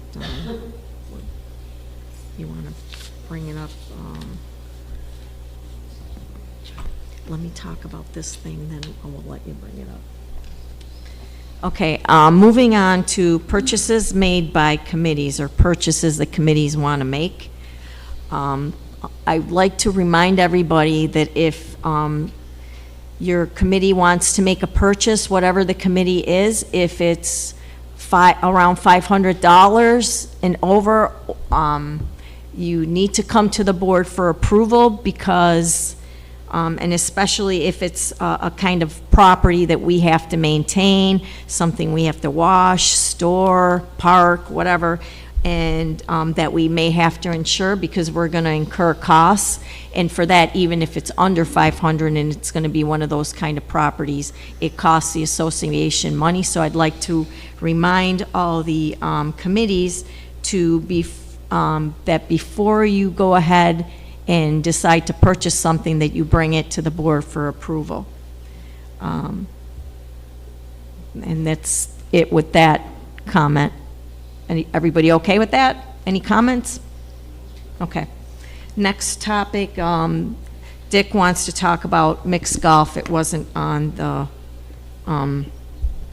agenda, but it's part of committee comments, so. Yeah, go and it ahead. actually has to do with purchases by the committees too, because the mixed golf wanted me to bring up an issue related to both safety and also the pond infrastructure on the fairway side of Pond 1. Hole one. Pond 1. Which one's pond one? Hole one. Okay. Hole 1. Okay. They're suggesting that the safety issue has to do with people hitting a ball into the pond and then going down the bank, and it's breaking the bank down, and then the possible safety issue of somebody falling in and drowning, whatever. And their suggestion that they've come up with is to do a two-rail, split-rail fence along the fairway side of Pond 1. The cost is really pretty minimal. I think it's $1,500 to $1,600. They've looked at the costs. And the other question they had was, can volunteers install it, or do we have to, or would the committee have to hire a contractor to do it? I mean, it's a fairly simple thing to do. And the other thing was, they asked if the board or if the association could pay half of the $1,500 to $1,600. Anyway, I wanted to bring it up because it is a safety issue, and it's causing the bank to be degraded. So I think we need to probably discuss this a little bit more, so we'll table it and bring it up again at the workshop meeting. that's fine. And then we'll have a little more time, maybe to do a little research. Okay. Thank you. Thanks, Dick. Now voting on the docking at the yacht club resolution. Oh, we didn't, Wait a minute. nope. You No. didn't talk about One- surveillance systems. Hang on, Art, Sorry. Art, sorry, you have a question or comment? Art Ludke, 22B. Back on the issue, as Vice President of Men's Golf, Men's Golf is thinking exactly the same thing about it's Sid's recommendation that we put the split rail fence there. As you know, we've got a rope which has not done anything to keep people from trying to go for their ball. And last week, we had a gentleman who went down in there, and he was seen actually on his all fours having to crawl back up the hill to get out of the bank. So we're trying to, the committees from mixed golf and men's golf, and I believe women's golf as well, are in agreement that a split rail fence recommended by Sid be put in that full length from the 3 palms down to the bushes at the end close to the green. And as far as installation goes, I volunteered, because I've installed lots of split rail fences at my apartment properties, I volunteered to lead a group to put in the split rail fence. And I talked to Sid coincidentally yesterday about installation, just to let him know that it's on track with his proposal and it's being considered by the board. Just be patient, and it's probably going to be a next year project because we're already getting into April and we're losing folks already. So thanks for the consideration. Thank you.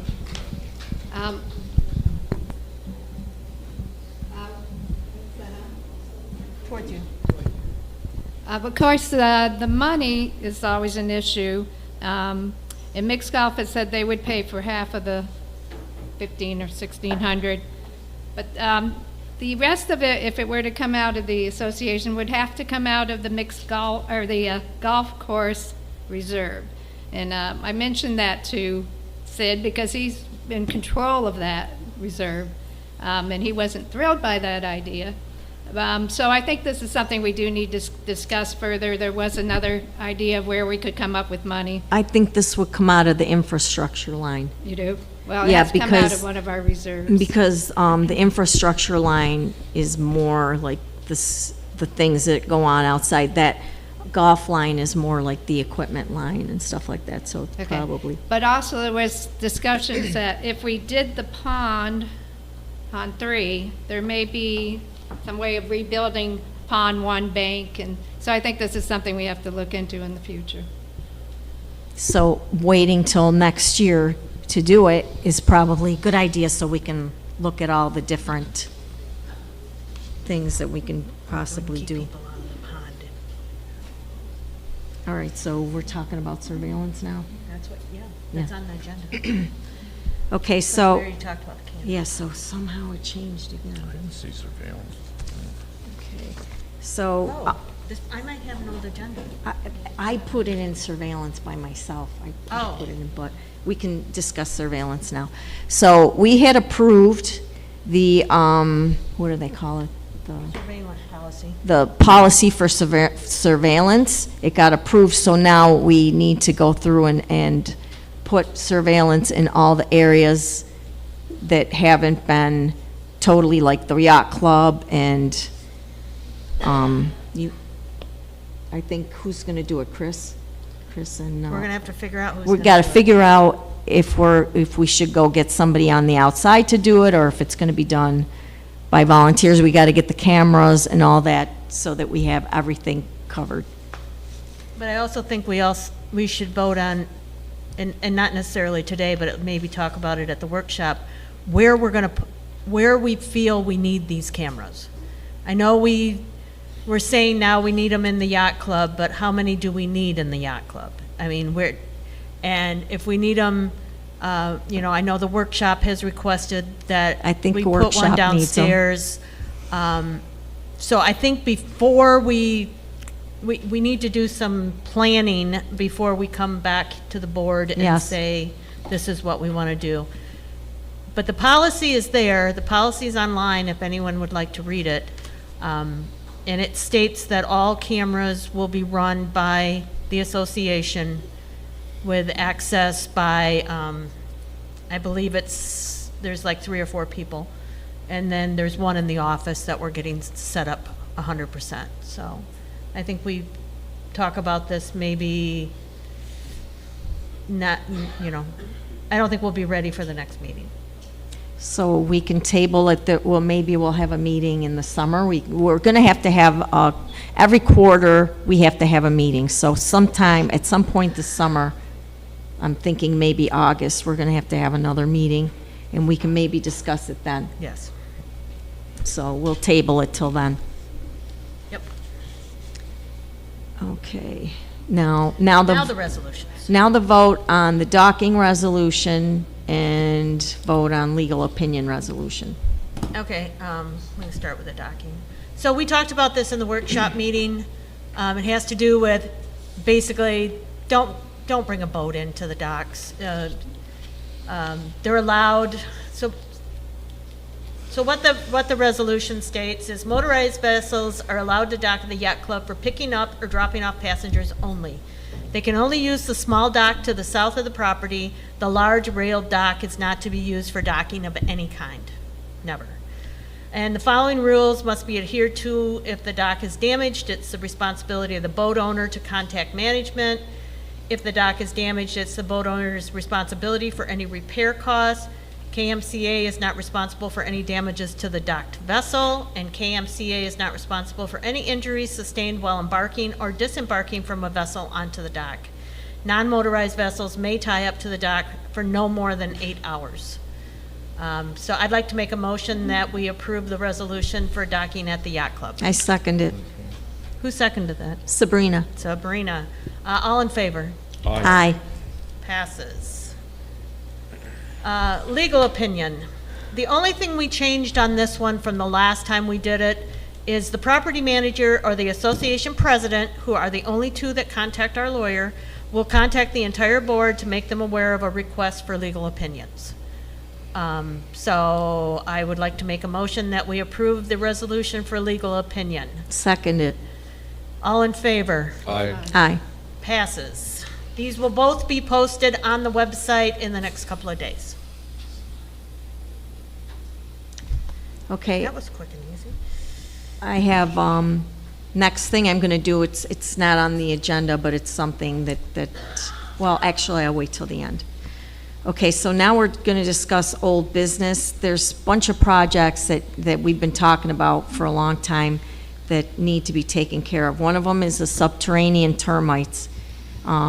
I believe, like, back when the old management was still here, at some point, at that point, the contracts were dropped for subterranean. I believe those are very important to take care of. We need to get a contract in and running ASAP on that. And there's two types. There's the chemical way of taking care of termites, and there's the bait stations. I think the majority of us here seem to like the bait station the best. It's the most thorough. They take the stuff, take the stuff from the bait station, and then they take it back to their colonies, and then it kills the colonies.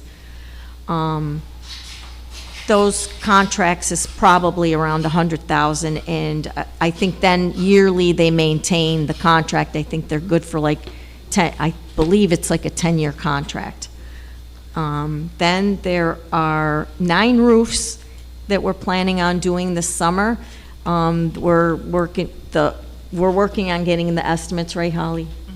We're working on getting the estimates. Those will be covered with the roof reserve.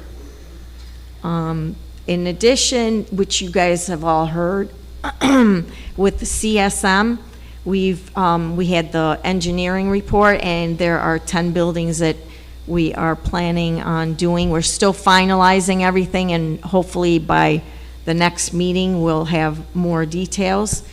That's coming up. In addition, in the previous boards, not this last board, but maybe the board before, and even it actually started back in 2016, they had started doing ponds, and they went through and did all the ponds, and then it started in 2016, got approved in 2017, and they went through pond by pond by pond. They did all the ponds except for the last pond on 3. Pond 3, I believe it's called. And that pond remains to be done. We've gotten a quote on that, and that's another thing that's going to be discussed. So, and yes?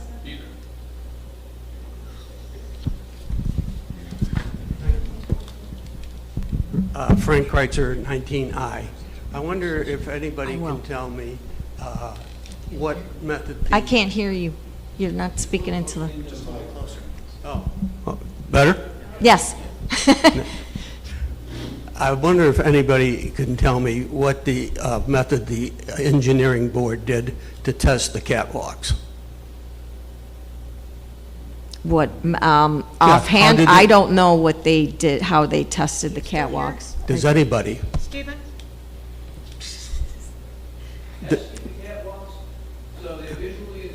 Give him the mic.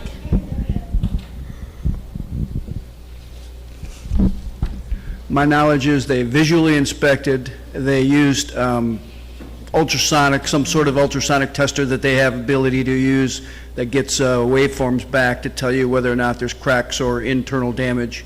And then they also use their knowledge of the drawings and understanding of the 50-year-old buildings and from all the other times that they've worked on other buildings similar to these, the things that can occur. So the outside knowledge of looking at it visually, some feedback from equipment that's, I'll call it sonar, it's not the right term, but that's kind of like what they use.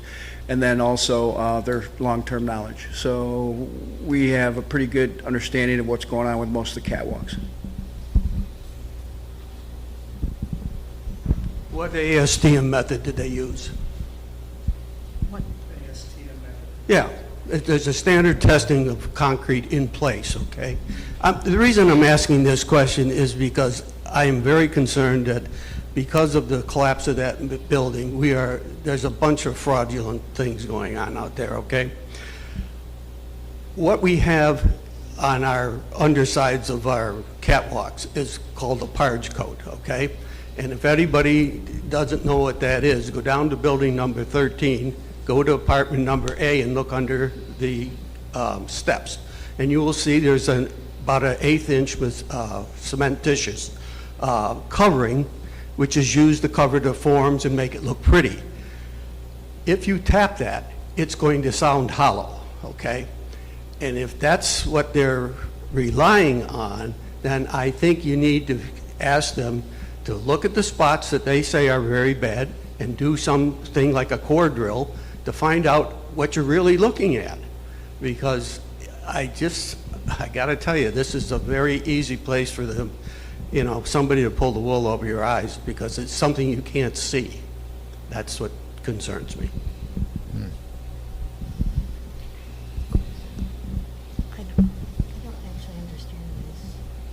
So you're saying that they're going, explain it, can you explain it a little? Yeah, Because I will I wished you try. I am came, not I an wished you engineer, came. okay? First of all- sometimes we need people with some knowledge All right. and to come to these when. I just don't, I'm trying to take notes, and I'm not understanding what the issue is that you want us to talk to the engineer about. Okay, what I'm questioning is what method they used to test it, okay? He said ultrasound, that's one of the methods, X-rays one of them. There's about 5 or 6 methods that you can test concrete that's in place.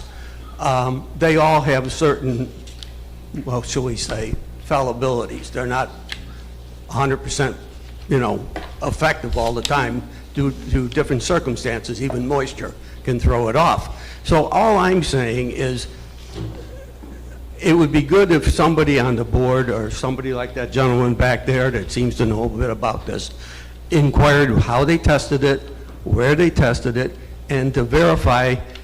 There's one building that I heard is in very bad shape, okay? I would suggest that you concentrate on that building and get that verified by somebody else as to what needs to be done and how they plan to repair it. That's all I'm saying. Before you give a contract out to do all the buildings, I would want to say, tell me what's wrong with this building, tell me how you're going to fix it. Right. And make a judgment based So- on that. You are intelligent people, so it's smarter than me. So to let you know how we've done this thus far, we had an engineering company come in and look at our buildings, and there's a report. It's in Vanica, it's on our website, okay? So you can go out and you can look at the huge report that was put together. Then we had 5 companies? 4. 4 companies. 4 companies. Come in and bid to make those repairs. We're in the process. I'm not concerned so much about that as I am concerned about the initial evaluation of what's going on. And the reason I say that is I had a little bit of a personal experience, and I won't bore you with it, but one sentence in a contract cost a fortune when they built the subways in D.C., and I was involved in that. So it's very important that you understand what you're getting into and that you get the wording right as to what you want done. Because if you don't, you could make a very expensive mistake. Are you talking about with the engineer? Yeah. For example, the DC situation, they did a subway in there and they cut a tunnel through, okay? They called me in to take a look at it because of a product that I used to sell, and I watched what they were doing, and I said to the guy, I said, I can't help you. My product can't overcome stupidity. I said, what's the problem? He said, we messed up one word in the contract. We didn't bid on the number of cubic yards in place. We bid on the number of cubic yards they used. So they were putting the stuff up the wrong way, falling on the ground, picking it up, putting it in a dump truck, taking it out to Maryland and dumping it. And it cost them a fortune. So I just hope that somebody's looking into how they're going to do this and what, because again, it's not something you can see, It's not easy to determine what needs to be done. Thank you, and we'll look into this. So we do know, we do know that these buildings have been neglected for years, that nothing's been, they paint over everything that crumbles, and, it's time to start. If it was my house, a single-family home, you would have already had to do these upgrades, because that would be a responsible owner. And You know, they came along our building and they went underneath the catwalk and they poked holes all along it and the concrete just crumbled down. That's the purge code. That's what I'm telling you. That's like stucco, okay? And that will fall off. You have a bonding issue with it all the time. But that has nothing to do with the structure itself. The sort of things that cause structural damage in concrete, like saltwater immersion, freeze and thaw cycles. If you put if you put salt on it to melt the snow, if you put calcium in it to trigger in cold weather to make it harden faster. We don't do any of those things down here. So there may be other issues down here that I'm not aware of. All I'm saying is, don't go by the fact that the top of it cracks off. Humidity. Frank, Humidity here. Pardon? Frank, did you look at the engineering report? That's what I was gonna say. It's very detailed. It's very They take detailed. Each building, they take each stairwell, they have their little system where they marked everywhere they've seen a crack, and it's very detailed. So I encourage you to look at it and give us your thoughts on Yeah. that. Because we may have already done what you're, yeah, because they showed you, exactly how they did all this testing And exactly where the and where repairs the are. issues are, so. And like I said, we would appreciate it if you even need a copy. I do have a copy in the office. If you don't want to go on to Vanica, you're welcome to look at it. We appreciate anybody's expertise going into this project, so Right. don't get us wrong. So thank you. Thank you. I really appreciate your comments and something, we have something to think about and look into, so, Okay. all right. What was I talking about? Okay, and I talked about ponds. Okay, so, well, here's the thing with the buildings. The building, they had a CMS contract, I don't know, a few years ago. A few years ago, it was gonna cost $10,000 per building, they said. Now, it's way more than that because, we Close to waited a few. 50,000. Yeah, now it's close to 50,000 per building. But we can't hold off on fixing the buildings. When we know something's wrong legally, we have to fix it. So we're going to be moving forward with that. So as far as just to give you an idea, we are discussing special assessments because for that is something we have to special assess. The roofs, like I said before, they're going to be covered with the reserves, but all the other items will end up being special assessed. Any comments? I just want you guys to know what's coming, and it's, we got to keep the place, we got to keep it up. Hi, Pat. Okay. Yeah, I went to Aspen Dental and they did all kinds of x-rays and you have a little pinpoint in their little mark and they want to do $50,000 dental work. What I think we're asking, people who have worked in the field, Joe, what's your name, Frank? Frank, Ron Herman, can they, like Kim, you said bring a bunch of realtors in and give their expertise. Can we get the people who have worked in the field in construction to also give some input? They went around with the CMS a bunch. Who was it? Do you remember who? Steve went with them around. Peter was there too. Peter went around. He's an engineer. Peter's an engineer. I thought so. Okay. No, he is. So like construction workers that know. And I think, didn't Chuck go around with them too? Originally, yeah. Chuck went around Okay, and, so we have all different varieties of yeah, eyes. people, I didn't go because I don't understand that stuff, but Right. people So that, as far as assessment, are we going to have a huge assessment? Smaller? Like I had a conversation with Kim. I said, focus on 10 buildings, assess us that. Right. Get those done. Because that's how we're doing it. That's how we're doing with it. 10 buildings. Perfect, because if you go a huge assessment, you're going to see foreclosures, then evictions, and it's going to cost Monterey a whole lot more money. And believe me, we don't want to assess.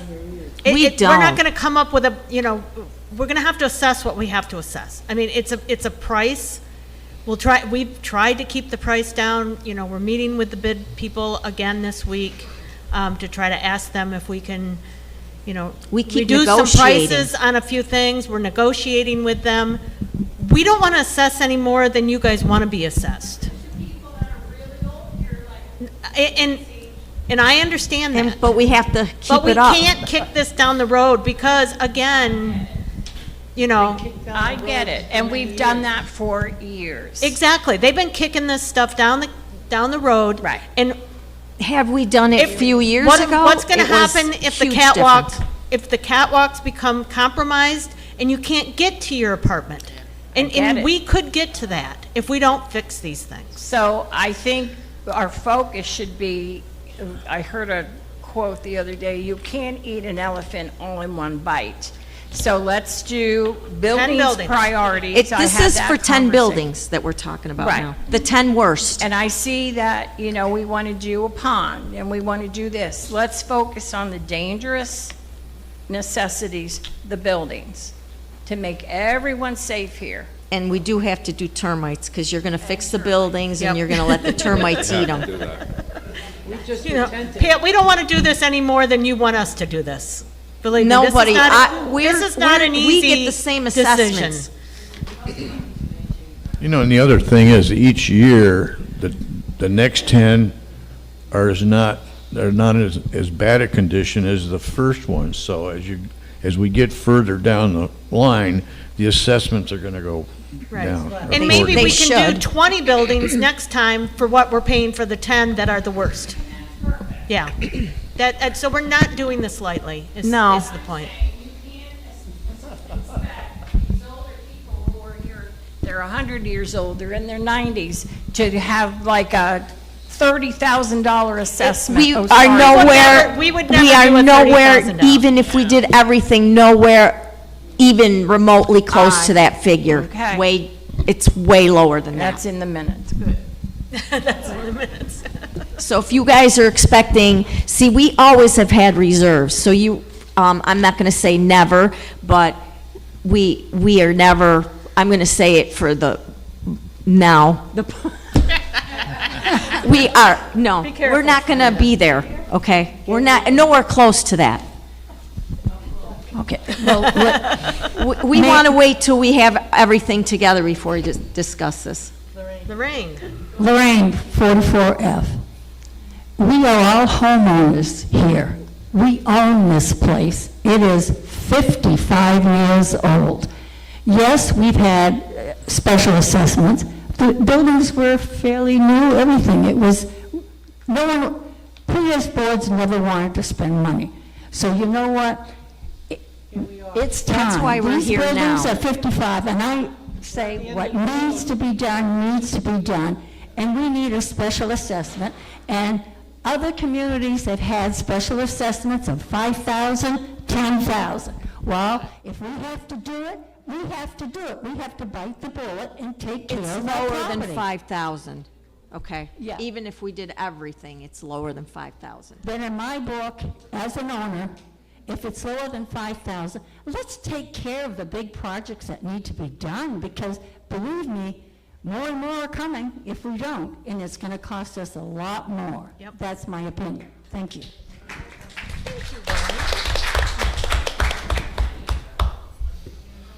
Oh, what's a meeting without Bob? Bob McCosy, 27th. I know you thought it was Hi, awful quiet Bob. back here. Now, this government, what they're saying is very, very interesting, is very good. However, every year we wait, it's going to go up and up and up and up. That If was we my do- point If with we do the- 10, if we do 10 buildings now, next year or the year after, they're going to be worse and worse. Right. Like say you do those 10 buildings, you have a problem over here. Now what's happened? The legality of that's going to be. So you hate to say it, but I think, and it'd be cheaper, I think, if one company comes in and does them all at one time rather than going back and forth, I think. And I don't know, I'm not a Right. construction guy. And Bob, You know- they won't bid all 51 buildings at one time because the price will go up Yeah. and the project is too long. I mean, it's too Yeah. many years. But I say, it's something like Lorraine says, cut it that into it's got to be done before, God forbid, something happens in one of these buildings, we're in deep trouble. Now that all this Miami thing brought everything to light. Now they're Yes. getting down to the two-story buildings.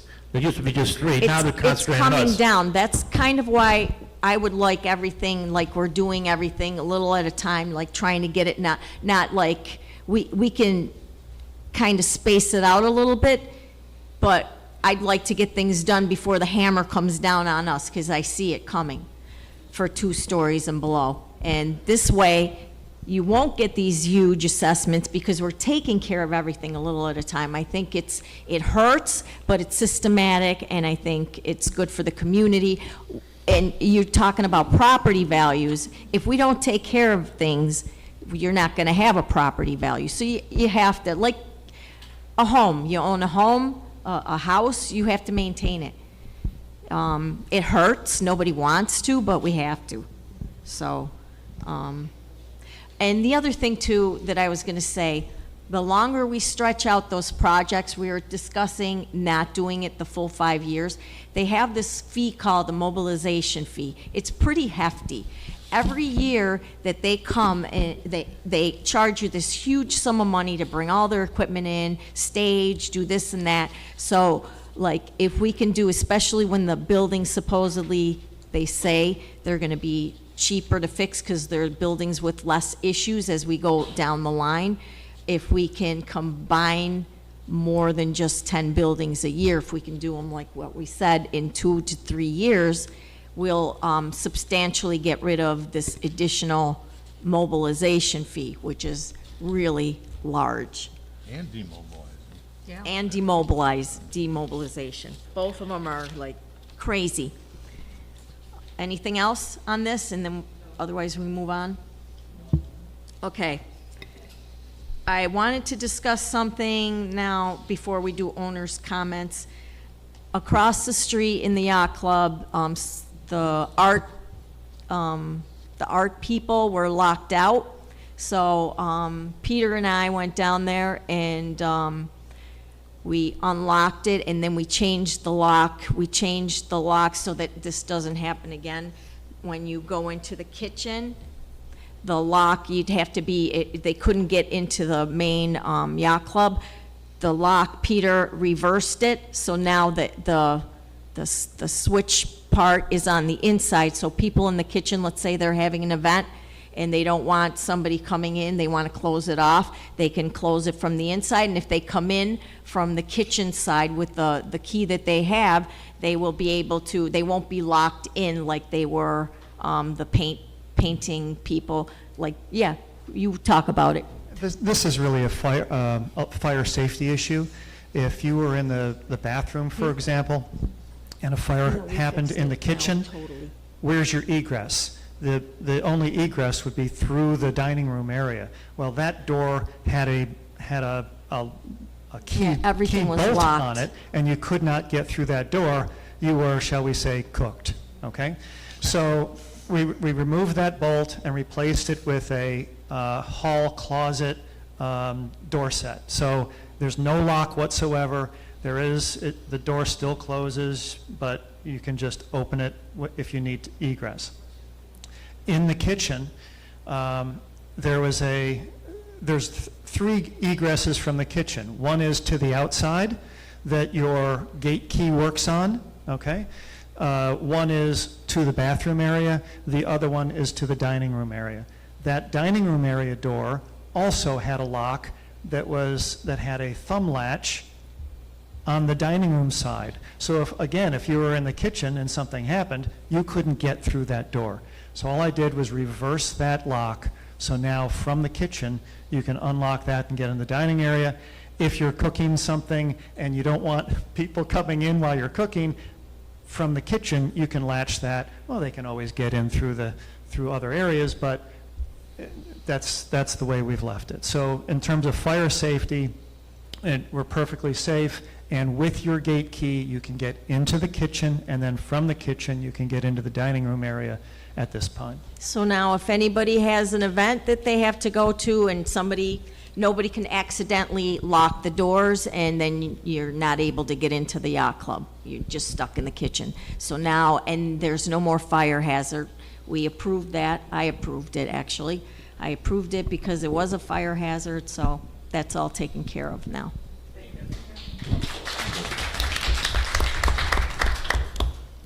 And owner's comments?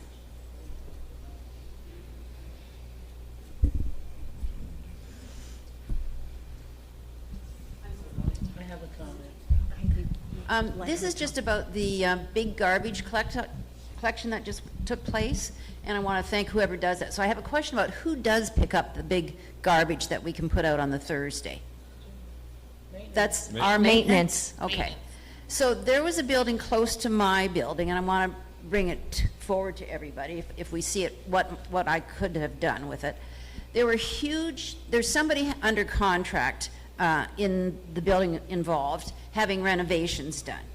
So when we purchased and did anything, we paid for that to get picked up. You know, you wait and like your toilets in particular, one of the issues that we needed to pay to get picked up, and I get that. That shouldn't be on everybody else because I want to renovate. So in this group, and it was on a big grassed area where people walk, there was some things, bed frames and things, and that owner actually phoned over to Holly and asked if that was correct, so that was solved. What was in there where, I don't know the unit.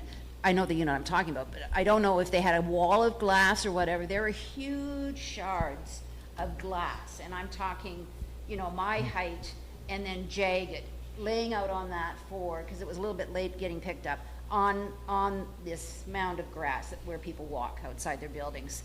And toilets, and you knew right away somebody was renovating.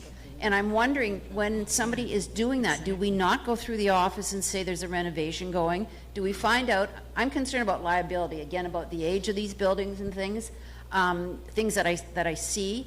What if those workers, and they're so kind at over meeting our needs, so I want to applaud them, but I'm a retired nurse, and I am concerned what that could have done to somebody's leg, and we have a real liability issue here that could crumble all of us.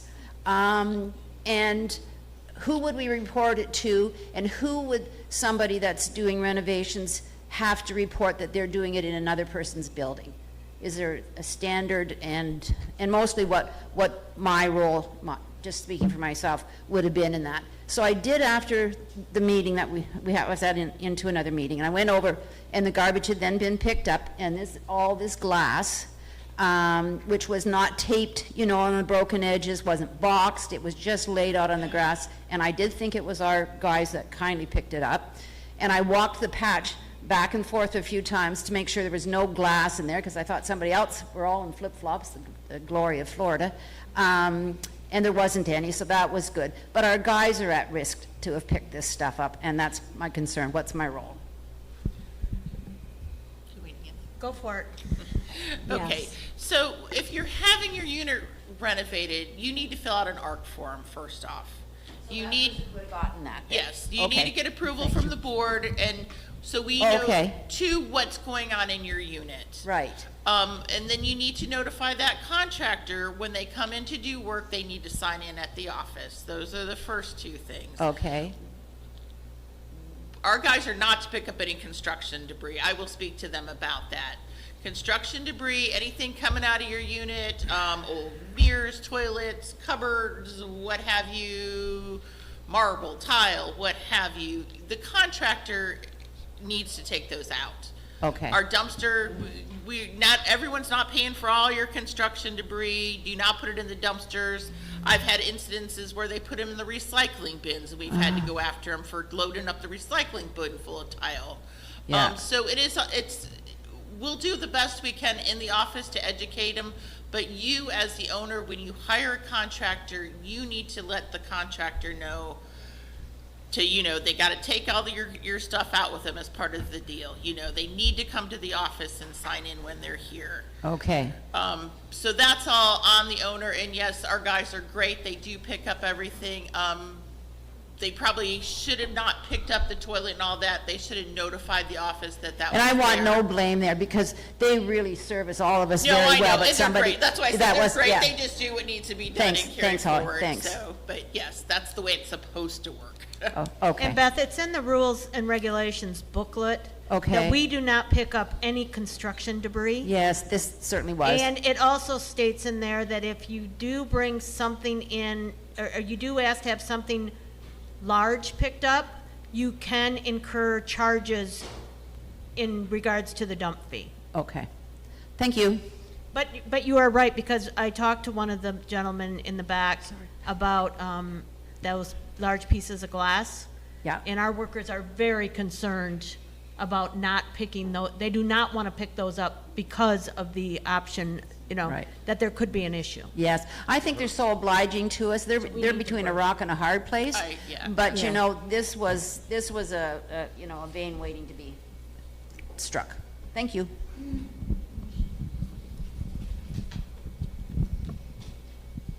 I just have two things. Thank you, Peter, for changing the lock, because even for social committee, didn't have the key to the double doors inside, so I'd have to go through the door with the bathrooms and come around and unlock. So now, that's nice. The other thing is, when we do have an event, if we have the doors on the outside locked, the double doors, please remain out there. Don't come through the kitchen. The one day for St. Patrick's Day, we had over 10, 15 stoners going, and we're walking through a kind of narrow area to go through the doors to go out there. We're just not ready for everybody yet. That's what it means. So you should stay out. Thursday night is the comedy night. They will mark with caution tape again so that you don't park in the fire lanes. And what else? You should carpool. There's over 82 to 85 people that I know are coming, so there won't be a lot of parking again. You should carpool. And that's it. And I do have tickets if anybody wants tickets. Brenda's going to make a comment, and then, or Diane, go ahead. Diane Parks, 45D. It might be a good idea to put in chip shots or on 99 that those doors are open now, so people will know that, because it's been a little bit of a confusion. Okay. Just say they're We'll open now. tell, Okay. Yeah. Just a quick clarification for me. Renovations, you want to replace your toilet. Does that mean that you have to get a plumber, or can you do it, can the owner do it? I don't know if that's really a renovation. This is where it gets a little difficult. Changing Well, your, we're gonna changing your toilet's not really a reno. Yeah, that's why I said, we always recommend you get a licensed insured contractor. But I don't think we could really stop an owner who's knowledgeable for doing it themselves. Yeah. So, Well, but we, again, we don't want anybody to do it who doesn't know what they're doing, doesn't seal it right, then it leaks down, if you're upstairs, it could go down to the unit below, and there could be problems Understandable. associated. And we get a contractor to do it, they're the responsible one, not you. But no, you, as an owner, you are allowed to do certain things. By code, you don't need a permit. Yeah, so It's a that's. replacement. well, the question I think it really is if it's put out for Thursday pickup, We won't pick it will up. it be picked up? No, it's considered construction. Well, if the owner does it. If the owner does it, down 714 is the Martin County Transfer Station. They charge you $6 to dump it there. Okay. You put it in your car, you take it down there, $6, it's out of your hair. Okay, It's just just- it's clarification. very simple. Just Yep. clarification for an owner, what are they do, what is their responsibility?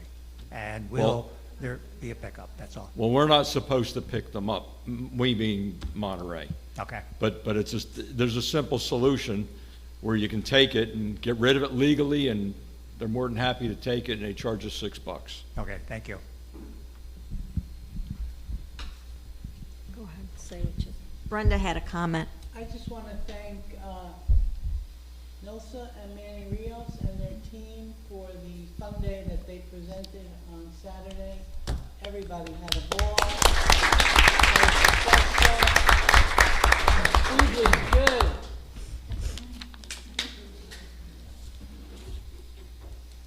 Anything else?